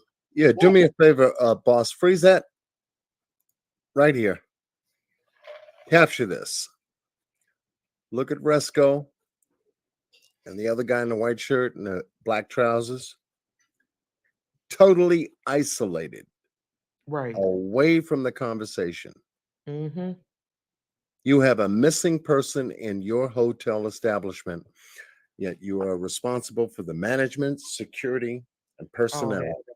And you are isolated from an emergency in your hotel. And y'all management. Yeah. Y'all Yep. are management. It's clear right here. Mm. Right here. We're going to be picking up the next roundtable from this point because we're going to be digging right into the details as to where we go from here and where we find ourselves. Valerie said it looks like they're discussing something private. Yeah, very private. Correct. Yeah. Good point. Outside of Miss Teresa and this lady. And like I said, when they get up here, you know, the lady just I don't know. I don't know. It just don't feel right to me. Like I said, it was almost like she went down there to get her, because then what did she tell her? I'll show you where I seen them. She took Miss Teresa to what? The 11th floor? She took Miss Teresa to the 11th floor. You know, you'd figured she would take it to the 9th floor. There was a party here last night, early this morning, and security just walked right out the door. Look, just saw that. Did you see? It looked like Miss Teresa was about to leave. Like the lady called her back. Like, no, I could take you where. And then look at Resco in the back. Yep. And boss, we can stop it right here. That's what I was gonna do. I got you. Yeah. I was gonna stop it anyway. Yeah. And to nail this scene down up until we come back and pick it up right from there. Yeah. Yep. Yeah. So that's what we're doing on the roundtable. We're looking at this carefully, not coming to conclusions, but carefully looking. We're looking for certain things that we did not see before, and hence we're finding things that we have not seen before. And this is from the case file that was put out there under a FOIA request to put this public. They're starting to shade out a lot of stuff that are giving us new clues, right, new answers, new viewpoints, perspectives.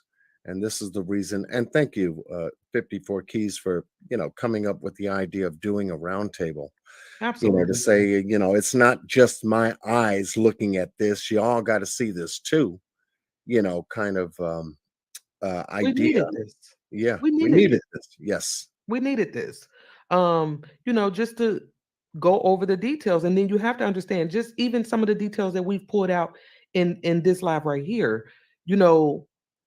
It because you have people who think different things, but they're looking at the details in ways that's why I said we should come from all angles. Absolutely. Not just like a tunnel vision, like this is what it is, that's it, that's all. If you don't believe this, to hell with you. Not right. that. Right. We don't need that. We have enough of that.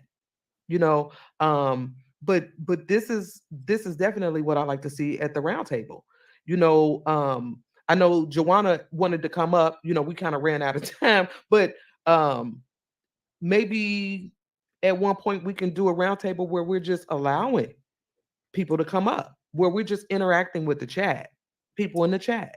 Yeah, because I'm cool. There's a lot of people who know just as much as we know about this case. I believe that. Yep. Yep. And we definitely don't want to leave you guys out. We go by a timeline, and we plan all this out, and we plan for 2 hours and 30, but we know we're gonna hit 3 every time. Yeah. We did. Yeah.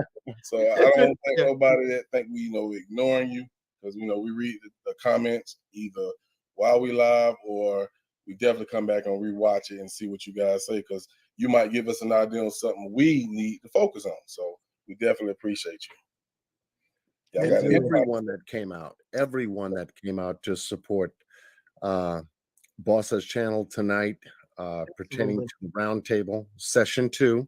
Nothing but love, baby. It's beautiful to see that y'all still are following the case. Just be careful where you're getting your information from.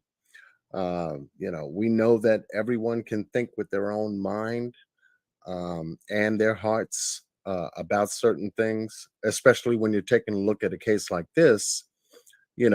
Here's where logic and reason and connecting the details and the dots have to come into play, even though we got Absolutely. shoddy information, Absolutely. Yeah. Yeah. But we love you guys. My God, there's We just so many riding, up baby. in Yeah. here That's tonight. right. Baby. You know, it's a good feeling when you can come somewhere on neutral ground. It's a safe zone, where you can voice your opinions. We want to hear them. I want to hear them. You know, um, because like I said, we all came from different angles of this case, and to me, everybody's voice matters. Not just yours, not just mine, not just boss, not just John's.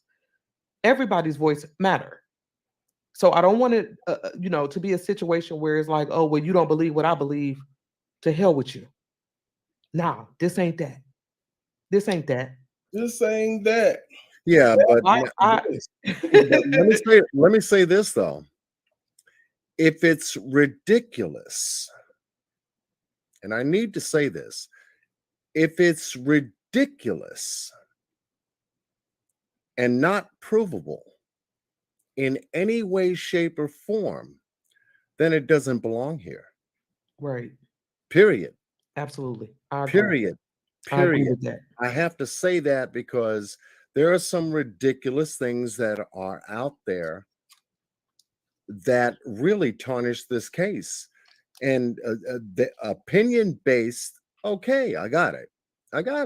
But Right. if you're trying to convert it into a fact and can't prove it, That's right. it's ridiculous and it doesn't belong to the case. Absolutely. Okay. Absolutely. So with that said, I wanted to make a point on that because we're open to any and all ideas or suggestions or even theories. However, but if it's ridiculous, we're not touching that. Yeah. Yeah, I agree with that. Yeah. And I just want to thank everybody for coming out. Yeah, We definitely. we put a lot of preparation into this, and it's nothing but love. Absolutely. We don't want it one-sided, two-sided, three. We know there's many sides to Many this, sides. and all input is appreciated. I don't care what angle you coming from. And be able to speak your piece without being attacked. I seen somebody put that in the chat. No, we don't want that. Right. So yeah, the round table, we making our rounds. We making our rounds, and Yes, we we'll are. be up on John's channel next. Yes, we will. Yep. And we're going to be back at the round table again over the next several days to pinpoint what day and time we're going to be picking right where we left off to continue our review of what happened 5 years ago to Kanika Jenkins at the Crown Plaza Hotel. This child should not have lost her life that night. Right. There are some people responsible for what happened to her. And we're just taking another careful look at who those people may be. Teresa Martin is on a very good path. And if she wins, which I know she will, under a civil trial, she can turn around, form her own private investigation, and go into some people to get the rest of the answers. Absolutely. Yeah, that's important. That's important. Most important. Yes. So much love to everyone. My goodness. Definitely want to thank everybody from John community to 54 community to my community. We are now family. We are now bred as family. So yes. I appreciate everybody for being patient with us. Because like I said, I know a lot of you was dropping comments, questions, but it's kind of tough. You know what I'm saying, with all the comments. Yes. Yes, it is. I definitely want to let y'all know that we appreciate you for riding with us, baby. Like 54 say. Everybody, man, if we didn't mention your name, just know we see you and we love you. Next up will be on John's page. Can you drop the link to his page, or can you drop? And thank you so much, boss, for taking the time out to get this roundtable live done out of your schedule. as busy as you are. My God. Yeah. To get this posted right now. And Miss 54 Keys, thank you for your time out of your Absolutely. busy schedule. Oh man, absolutely. Yeah, to do this. We appreciate y'all. Oh, Most definitely. yes, we do. So with that being said, hey, keep riding with us. Hey, because it's gonna be a ride. It's gonna be a nice one. But that being said, we're gonna get up out of here, man. One Much love. love. Be easy. Go ahead and say it, 54. Go ahead. No, you can. Yeah, I know you want to say it. Hi. We riding, baby. Please believe it.